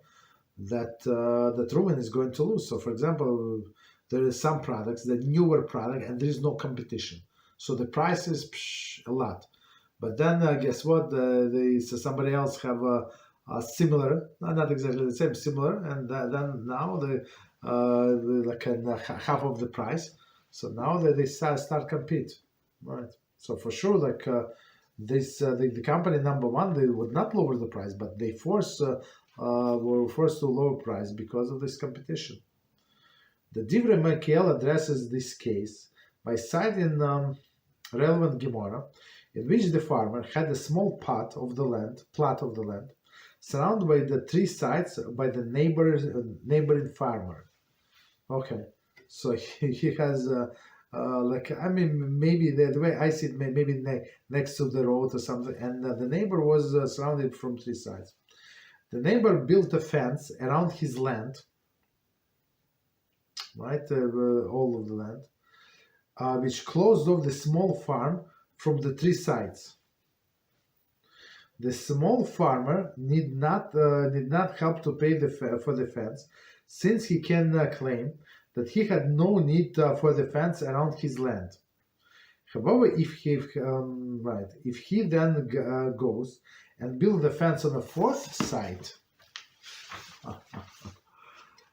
he must pay the share in other three sides that his neighbor has already built for him, since this shows that he's interested in the benefit of the fence provided. He must pay for the three sides, even though they were built without his request. Baba Kama 20b. So in general, so if you improve something, so you have adjacent property and you build a fence, and he also benefits from this, for sure, like in most of the cases, he's going to pay. But here it's a little different. So he's I mean, he benefits somewhat, right? So his property is enclosed in what is it, in the fence from three sides. So meaning it was protected by the outside property of his neighbor, right? But if he decides, so he can say, look, I don't need it. I'm a poor person who needs this fence. This fence costs like 3 times or 7 times more than my price, or what I need it for. Right? I'm just trying to survive. But if he decided to build the fourth wall, for sure he must pay for all previous 3. Why? Because that's what his benefits from that. Okay, so which is a good example. The same may be said of Shimon, who copies Reuven's label, and thereby showed that he was interested in the benefit that Reuven provided by obtaining government approval. Right. So if he would do just a sweet beverage, okay, it's no problem. But now he attached the label, so he said, no, I not only the beverage, but it's also that it was approved by the government. Now he showed that he wants to benefit from this. You want to benefit from this, you have to pay. Right. Therefore, Shimon must pay his share of the Reuven's expense for getting the approval. Plus, I think it would be bribes as well. Continue. The Divrei Malkiel cites another case from the Shulchan Aruch Hoshin Chamishpat 366, Halachas 6 and 7. If a person is caught copying someone else's empty apartment, occupying somebody else's. We had this case in last week or something, maybe a few weeks ago. If a person is caught occupying someone else's empty apartment without his permission, he need not pay for the use of the apartment if the apartment was anyway not on the market to be rented. Right. So again, if somebody is away and somebody else is moved into his apartment, and of course with condition that this new person who moved in, he did not damage. If he damaged, he has to pay the full price. Right? But if he did not manage, and maybe he would improve the apartment, maybe he maintained the apartment. So in this case, right, so he would need not to pay unless this apartment is usually rented. Continue. The owner cannot be forced to the occupant to pay, since although the occupant benefited from the apartment, the owner suffered no loss. And that's a big halachic key, right? One gained and another did not lose. So why you have to be like this, right? Why you have to insist? Okay, suffer loss. However, if the occupant damaged the apartment even slightly, it can be forced to pay for the use of the apartment according to the standard rental rates. Right, so meaning he damaged a little, but now he has to pay the full price. Right, that's a standard halacha. But if he improved, so in some cases, if he actually improved, he can charge somewhat for improvement. I'm not sure. Actually, I don't remember exactly. Right. Okay, not. Right. So one more time the whole sentence. However, if the occupant damaged the apartment even slightly, he can be forced to pay for his use of the apartment according to the standard rental rates, even if this far more than the cost of the damage. Right. So it's his interest to fix it. Once the principle of the principle, this one benefits and the one has suffered no loss, no longer applies, which is a very interesting point, right? So meaning it is true, but now he broke my chair, he damaged the wall or something, like the sliding door is no longer sliding and stuff like that. So yeah, so it's this rule does not apply. So if somebody benefits and somebody loses, so he must pay. Okay. The occupant must pay the entire amount of the benefit. Okay. Accordingly, if Shimon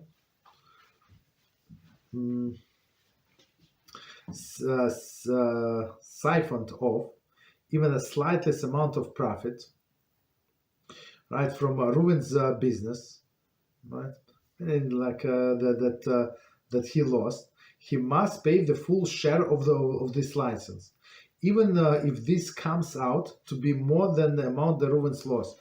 So I guess so now we're going to right, Shimon and Reuven, right? So for sure he lost. For sure he lost. With this advertisement and or with this water, sweet water. So it's a sweet beverage, whatever it was. For sure he lost.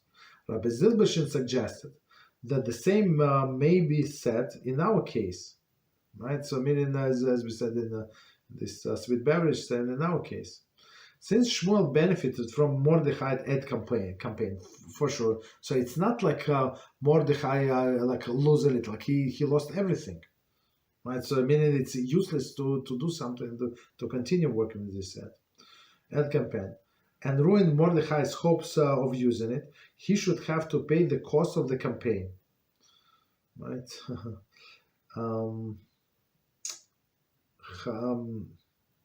Hashuki Hamed Baba Mitzea 172b. Okay, continue. Almost done. However, when this conclusion was suggested to the prominent Torah scholar of our time, he rejected the comparison.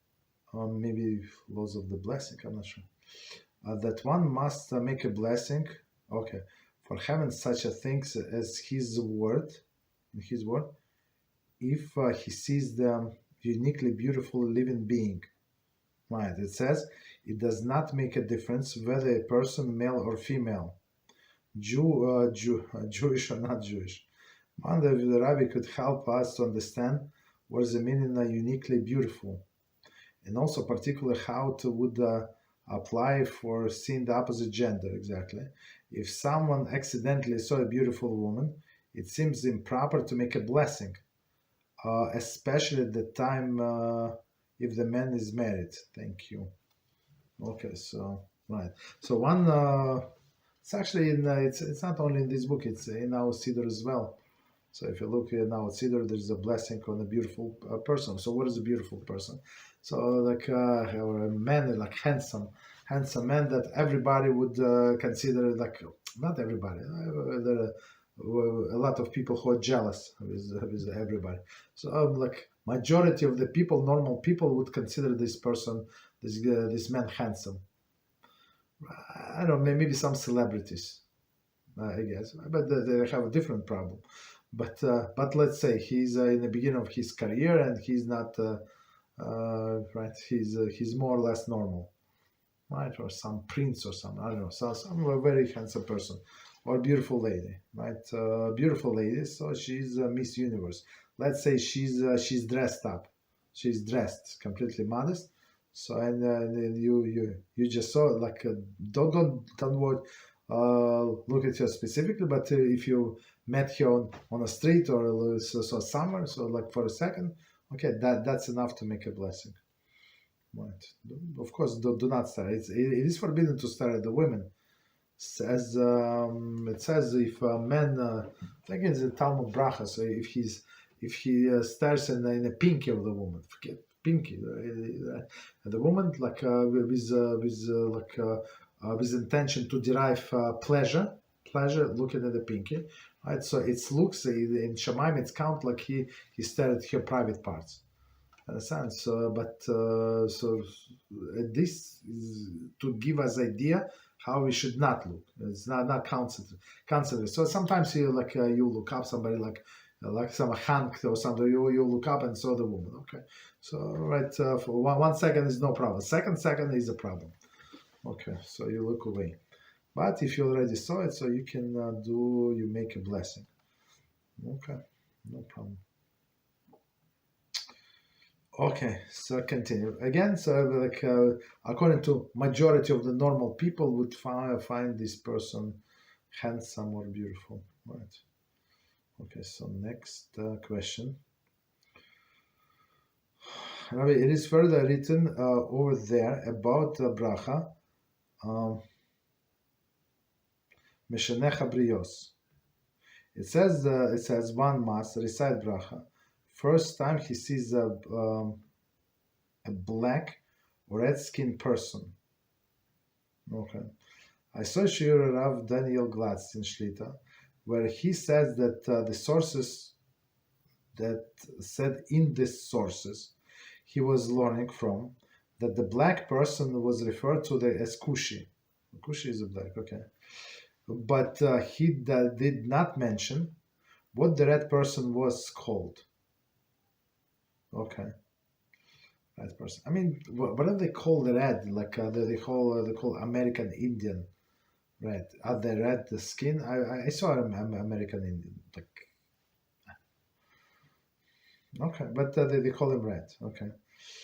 I mean, it's reddish more than other color, but call them red is right. It's a little surprising.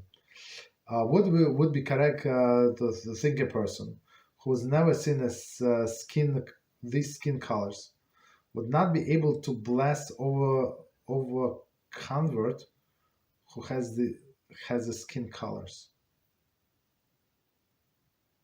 If he or she is no longer a Kushi, I'm not sure. Okay, would this apply only to the black person, or also to red? Similarly, should someone who converts make this bracha First, I apologize. No, I'm getting the point. Sorry. First time after the conversion that he sees these or other categories of changed creation, right? Even if he saw them as a goy, very interesting. As technically he's a new person, similarly would convert who is one of these categories, such as albino, make the blessing on himself. In Birchos Eliyahu, at least a person covered with freckles. Wonder that would be qualified as a covered. Okay, so let's read from the beginning and try to understand. So again, it says bracha. So on this unusual people, right? Unusual people. It says that one recite the bracha first. See the black, red-skinned person. So Kushi is a black. Kushi is like Ethiopia. So yeah, I don't know if you saw Ethiopian people. So we have the what is the security guard in the place where you used to work. Very friendly person. He was in charge. Very nice guy. So sometimes we spoke like for a minute or two. So but he was so black, so dark. So compared to him, all other black people was like very light, so dark. So right, he was directly from there. Okay. So that's who we call Kushi. But he did not mention what the person was called. Red? I'm not sure, but red they call like American Indians red. But are they red? I'm not sure. I saw them a few times, like when we travel. I would not tell them from other nationalities. Tell the truth. Right? They look to me like other people, but whatever. Right. So okay, can you say this on the skin? Right. So when person converts, of course, he must say these blessings. Why? Because before the conversion, he was not obligated to say this blessing. In some cases, even not allowed to say this blessing. So now, yeah, after conversion, say this blessing. Can you say no albino? I'm not sure 100%. Covered with freckles, right? So it's pretty unusual, but yeah. Okay. Clarifying first part question. What is since it says Kushi, descends of a Kush, rather than Ish Shechor, black person, could someone make the bracha on a black Jew? Yes. Even not on Jew. This guy that I said, I remember this from security guard, but he was very unusual black. Okay, so right. Very nice person, very friendly person. This guy knew everybody. Like said, there are some people who attract people. I mean, it's not good for a Jew, but he was not Jew. So very friendly person, very friendly. Oh Hashem. So he told me how he sent money to his wife and children. Wow. Okay. So continue. I have a question about carrying on Shabbos. If you notice someone is wearing a jacket with a Shatnez, one of those brands, okay, on Shabbos, and there is no Eruv, are we obligated to tell the person that the jacket contains Shatnez? Right, that's a good question. I think so. Right, because why I think so? Because it's very simple. To wear Shatnez is prohibited on a biblical level. Every second that person is wearing. To carry on Shabbos, like in most other places, it's not biblical. It's rabbinical. It's Carmelist, right? So for sure, it's better to stop with transgressing biblical and transgress rabbinical. For sure, yes. If whether a person is going to listen to you or not, that's a different story. So, and if person would not listen to you, right? So don't get upset. So at least a person knows. Maybe he or she stopped like after Shabbos or something. I don't know. Could I have a question about Shabbos? Okay. Are we allowed to use veggie wash on Shabbos? Would there be concern of border?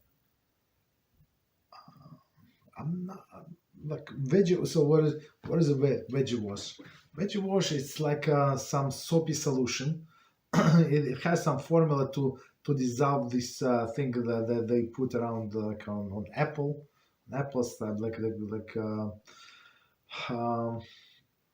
some gases, some whatever. So yeah, it's just a soapy solution. There is no problem whatsoever.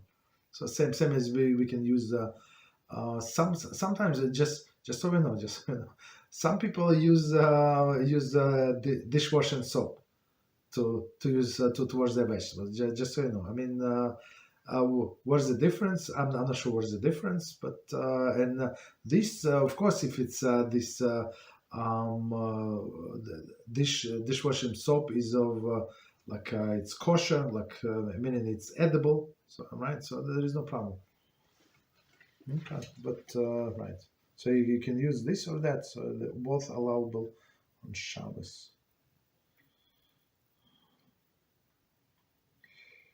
Okay, so next question. So again, all these people with strange skin. Okay, question follow up. So thank you for your question related to a question above. I read the commentary of Rambam elaborating on the above halacha for when it is appropriate to say Meshaneh Chabrios. Okay, no, and ask the question. What do the black people, monkey and elephants have in common? It does the question. Okay, can be common.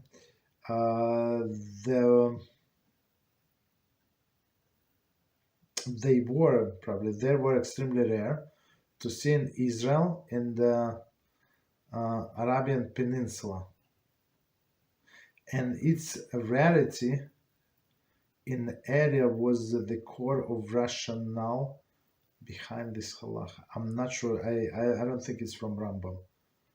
Does not make sense to me. So the question could have is by this topic. I mean, this monkey, this elephant, and some people say it's actually the different category. It's different category because it's from the time of the dispersion after this Babel Tower. So Hashem dispersed one third of these people. One third he made into demons in the desert, and one third into this monkeys and elephants and all. Right, that's why they say people that came from monkey. No, we say opposite. Monkey came from people. Of course, the monkey the bigger one that looks like humans, not the tiny ones. Okay, so that's the reason for that halach. So say that the black people were not common in Arabian Peninsula. The Africa is right there. I'm not sure what somebody would say it. They're very close to them, very very close. Right, and Israel right there is Egypt. Egypt is part of Africa, right, and south of Egypt, I think Ethiopia. So it's very very close. I'm not sure.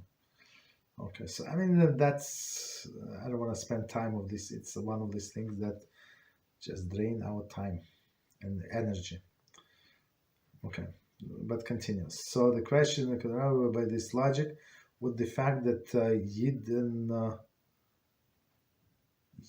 of Yeshevet Dan in Ethiopia be obligated to say Nesharas Chabrios upon seeing Asian or Caucasian person?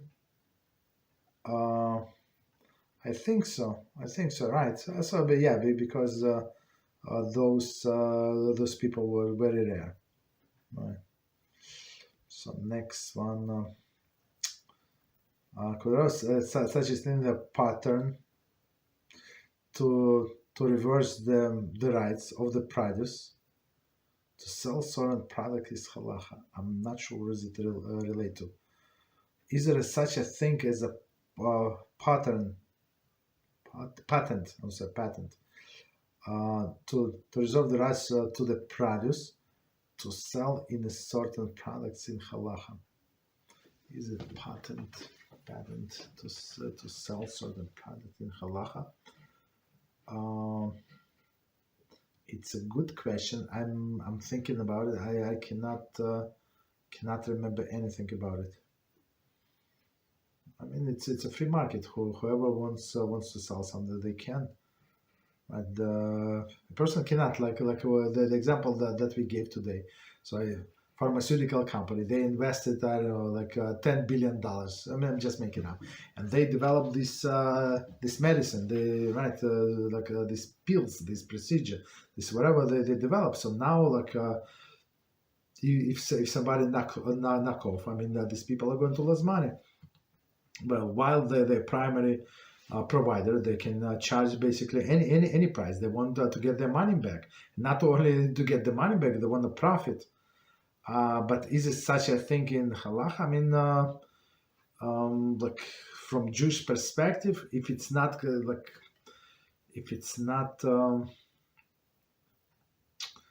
not government law, I cannot think of anything. Where's the rights of produce to sell a certain product? I don't know. I don't think so, but it could be the example that I cannot think of right now. Right. So technically, you can sell. So maybe like you have the same produce, you would not be allowed to sell right next to him, but in another place you can, or if it's marketplace, so anybody can come to the common marketplace and sell whatever they want. Okay. Right. So continue. Could I have next question? If this is flour mixture of rice and flour, is majority, and the oats is as a latter ingredients, is bracha achrana ala michya or bare nefashos? No, bare nefashos. As I said, bare nefashos, like most likely just based on the ingredients. So bracha achrana, so meaning the last blessing is bare nefashos, not ala michya. But the first one, it depends if the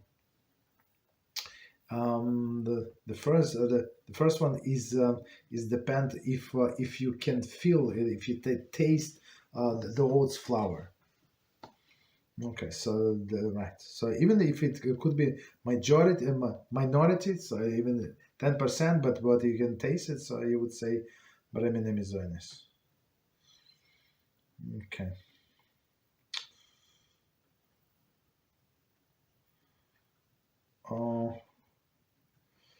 Okay, so a follow-up question.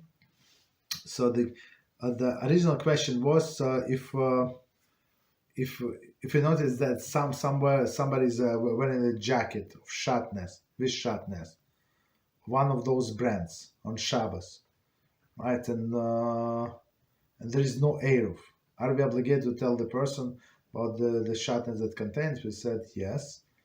Right, and the continuation of this question, in this case, are we obligated / allowed to take the jacket of the person? I'm not sure if you just obligated to. I mean, for sure you should tell them because it's biblical prohibition. So if they say, "Thank you very much, I'm going to change it. I'm going to check on Tuesday. Thank you very much. It's cold. I'm going to continue wear it."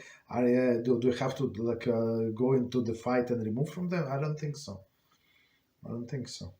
Right. So it says right that Talmud said that you can even embarrass the person, but okay. So I mean, something said just to get their point across. Right. So are we today like a person does not want to remove the jacket or pants? Are you going to remove pants from a person? I hope not. Okay, so we have to be like because you see that because this person is not so zealous everywhere. So and if this person is going to drive a car, which is biblical, are you going to stop like a lane in front of on the road in front of this car? Most likely not. So we have to be consistent, right? So tell them yes. Okay. So next question. Rav, is it allowed to use a product called hot hands, hand warmer on Shabbos? When we open it,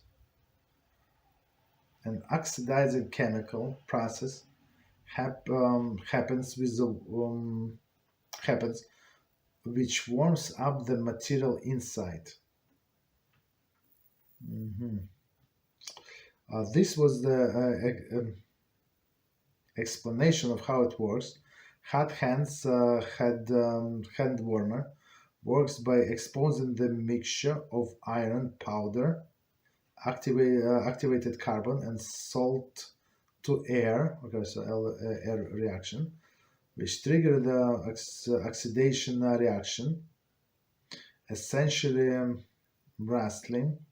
1 second. That produces heat. As an iron reacts with oxygen, essentially create a warmth through the chemical process. So that's the question. That's the question. Okay, so there's some chemical reaction. So just so you know, there's technology like that. Technology like that we used to buy when we travel. They did like packaged foods. So actually, it's like military, or is it technology? So you put it in a bag. They give us a special bag, right? You pour. They give you like on the side. They give you liquids. You pour some liquid, like you put container with the food in the bag. In the bag, you pour some liquids on and then seal the bag completely, and the chemical reaction starts. And the chemical reaction means that it's like with evaporation and everything. So do they have to combine? I don't remember how it works, but yeah, maybe because of the bag, or maybe because of the element like on the bottom of the bag, something like that. So it goes into reaction and it warms up, and the food is pretty hot. Basically, I think they would use this in the military. It's actually, if somebody wants it, it's a very simple brand, Labriut, right? Labriut to health, right? Labriut. Okay, kosher, glad kosher. Right. So here's something similar. It warms the reaction, gets hot because of chemical reaction. Like technically, I don't see anything wrong with that, because for sure it's not fire, it's some chemical reaction. Can I be wrong and there is something more to it? Maybe. So like on the surface of it, because of the chemical reaction, it should not be a problem. But I'm not 100% sure. Okay, so next question. Rabbi, I'm sorry, what was the third category of animals that some say turn into after the depression? All.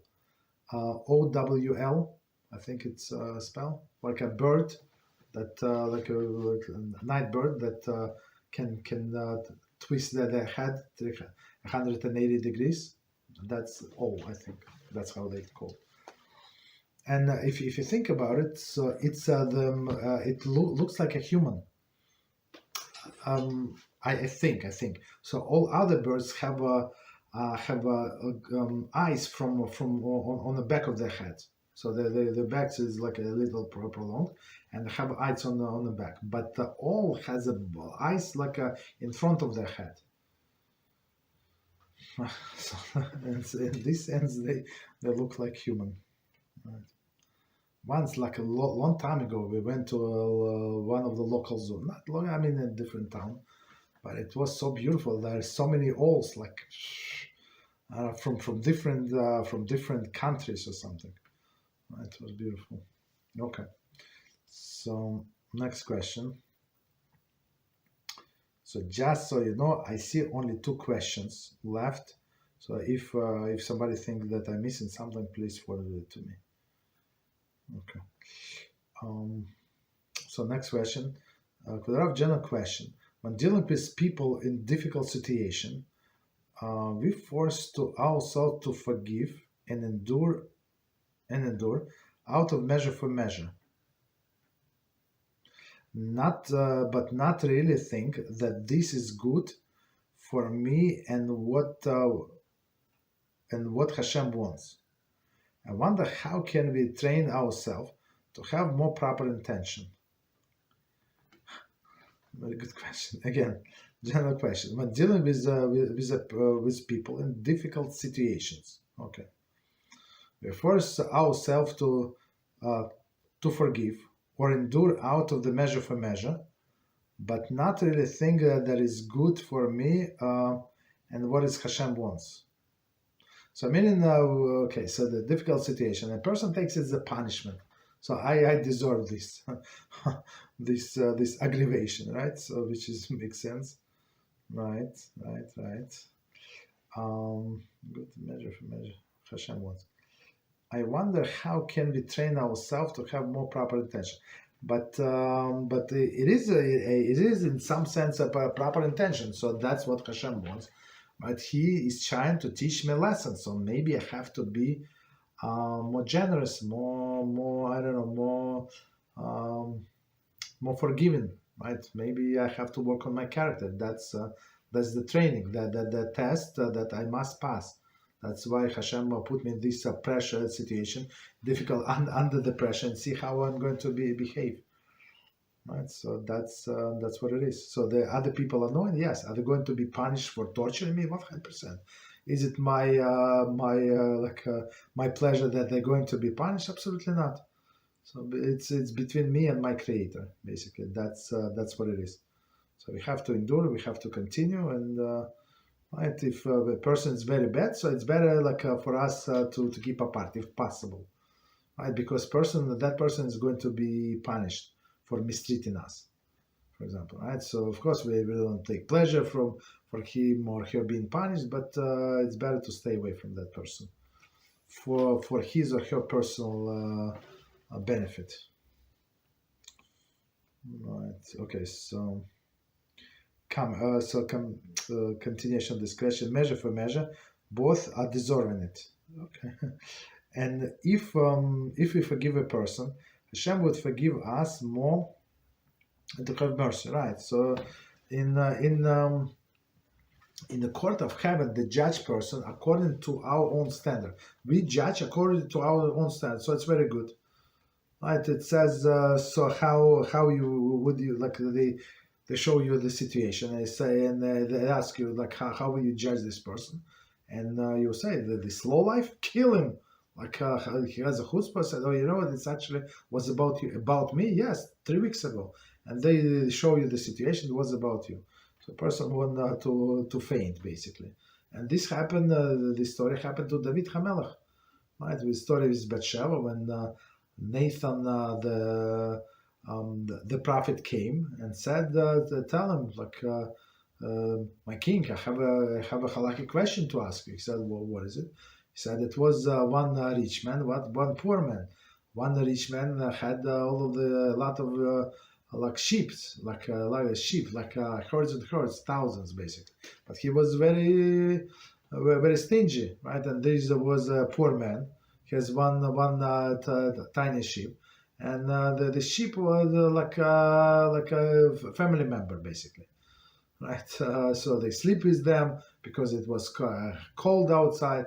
So kill the children, play. They use the milk, this and that, and then guess what happened?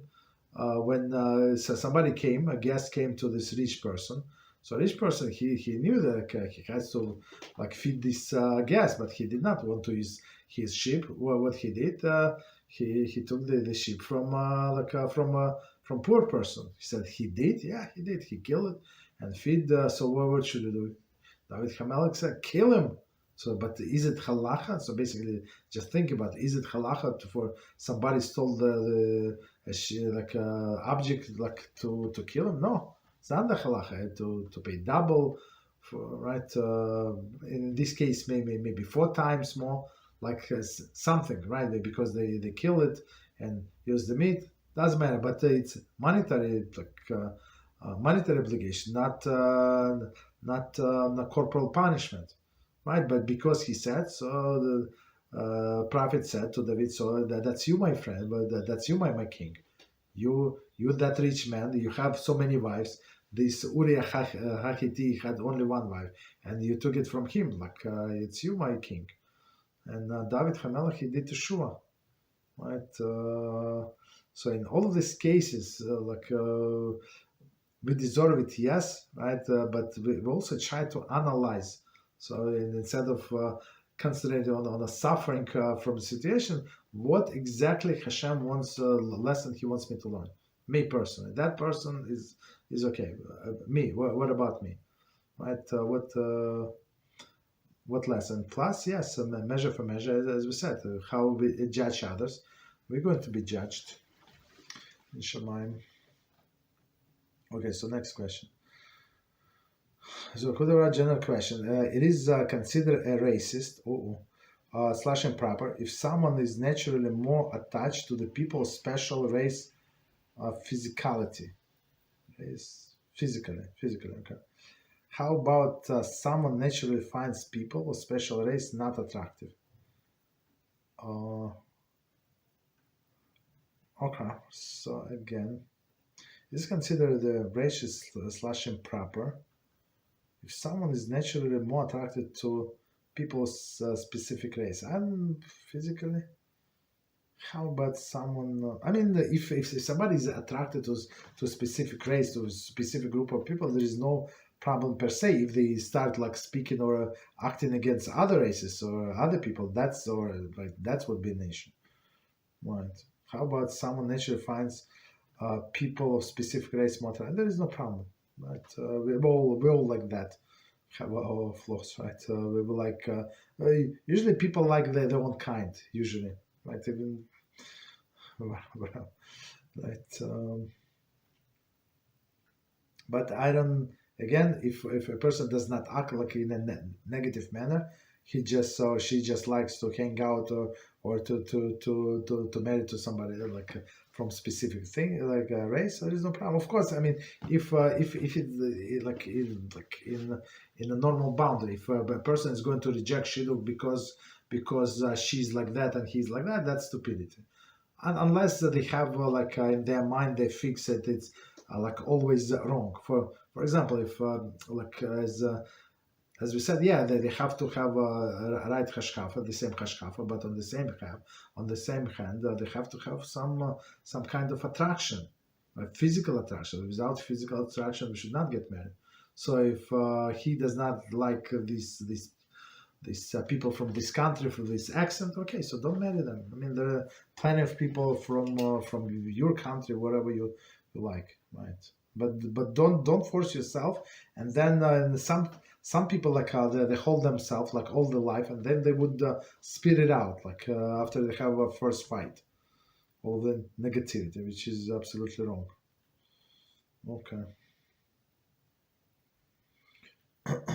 Okay, so next question. Let me reset it quickly. Okay, so we're going to the next question. A question about body image. I wonder how to fight the evil inclination of the building an ideal physical appearance. If one is blessed with appearance and genes, okay, that easily to train, but ends up becoming more self-conscious and little imperfection, and on and self-conscious, oh, I'm sorry, on a little imperfection. Okay, got it. How should one adjust the toxic mentality? So, I mean, today we said it. Today, exactly, we said that the persons who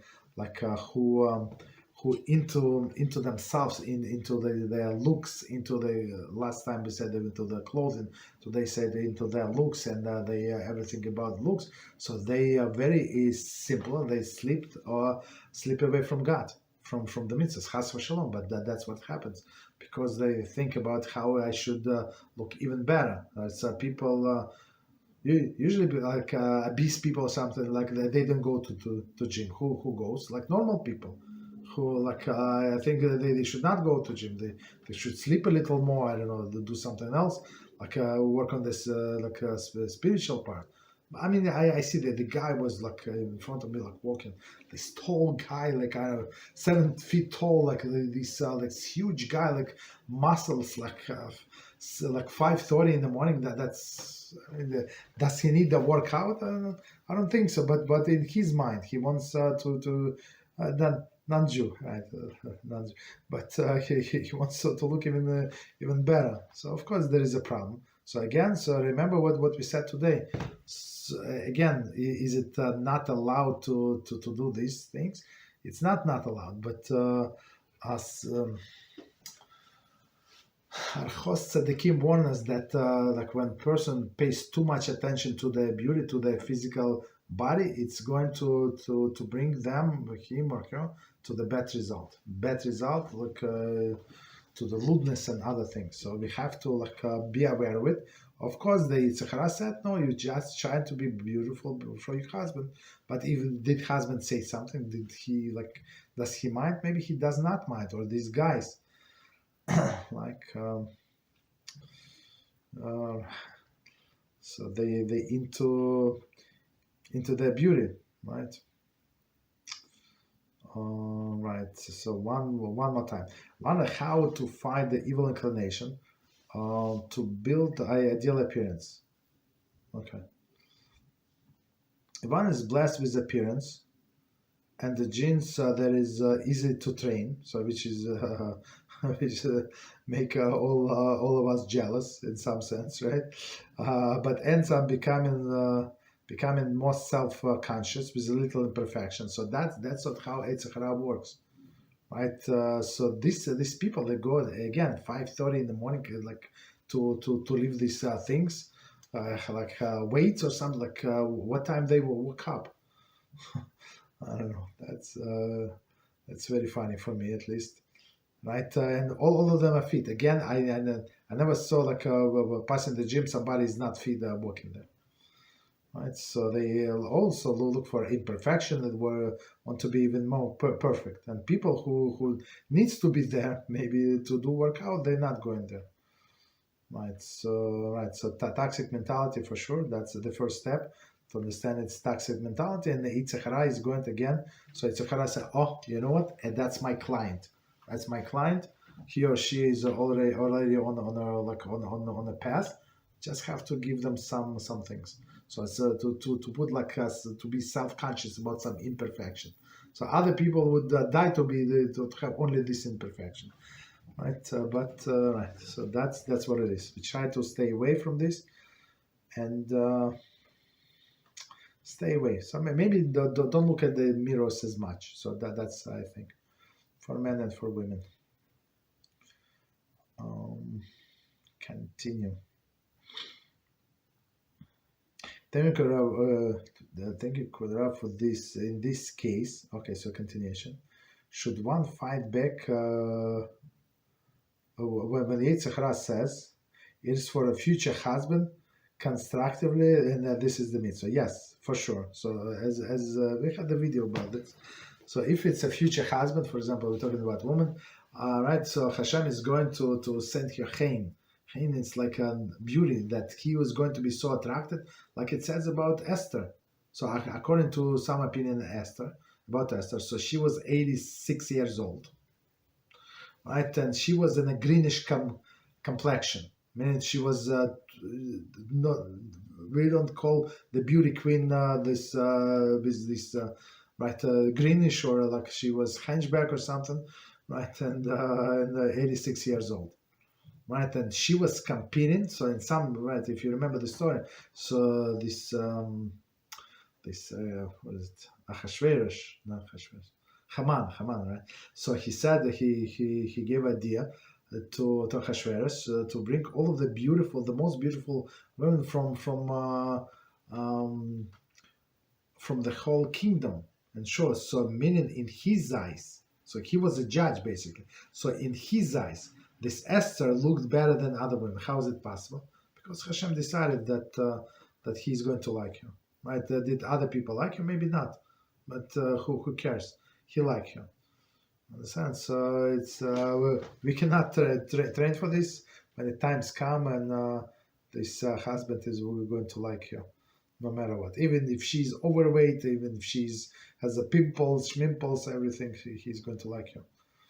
It doesn't matter, right? And if he does not, if he's too much in physicality, so Baruch Hashem, we say it's better for this guy this opportunity to pass. Why? Because next time she has a pimple or something, she's going to gain like 3.5 pounds. Like he's going to look for somebody else. Guess what? It's only natural. That's his personality. Right. Okay.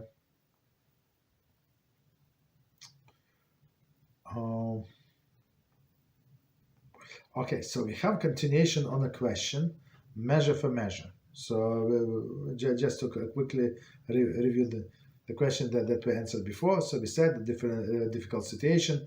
Two people, they cannot stand each other. So should we measure for measure? Should we really think like that's what Hashem wants from us to endure in this situation, right? So how to train ourselves to have more proper intention. So there's continuation, measure for measure, both as we deserve it, and if we forgive the person, Hashem will forgive us more and have mercy. I think so. Yes.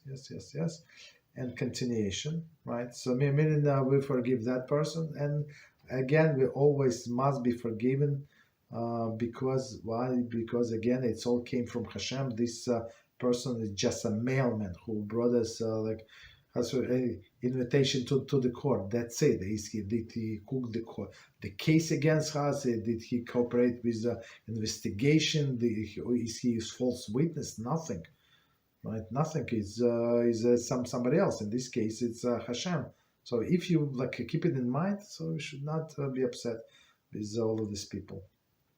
Stay away because they're wicked, because they chose to fill this role of the wicked person. That's a different story.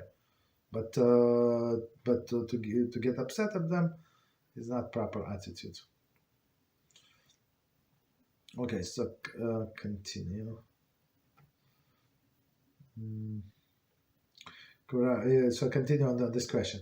Is it proper for us to think that those who torture us will get punished? Should we feel bad for those who did bad to us and had not done to show? Sure, yes, absolutely. They're going to get punished 100% for what they did. Let's say they torture us for no reason, and even if it was reason, still they had no right to do that. Right, so we should feel bad for them, right? If they did not do to show, if you and just imagine what punishment they're going to get, and if you think about it, it's because of me. This person is suffering is it because of me? So most of us we would see or imagine the punishment that the persons get. So we say, look, not big because of me. He or she deserve a lot of punishment. Let them be punished, but not because of me. I don't want to add to the suffering of that person. Okay.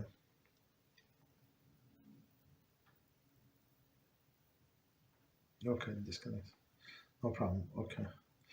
Next one. I know it is forbidden in most cases for men to look in the mirror. What are permitted cases? Okay, so it's actually connected to halacha that men should not wear the woman's garb. So it's one of the 613 commandments, and they explain it's not like he's going to put a woman's dress and a skirt and is going to work. Not. I mean, of course, this is included as well. Like, but it says our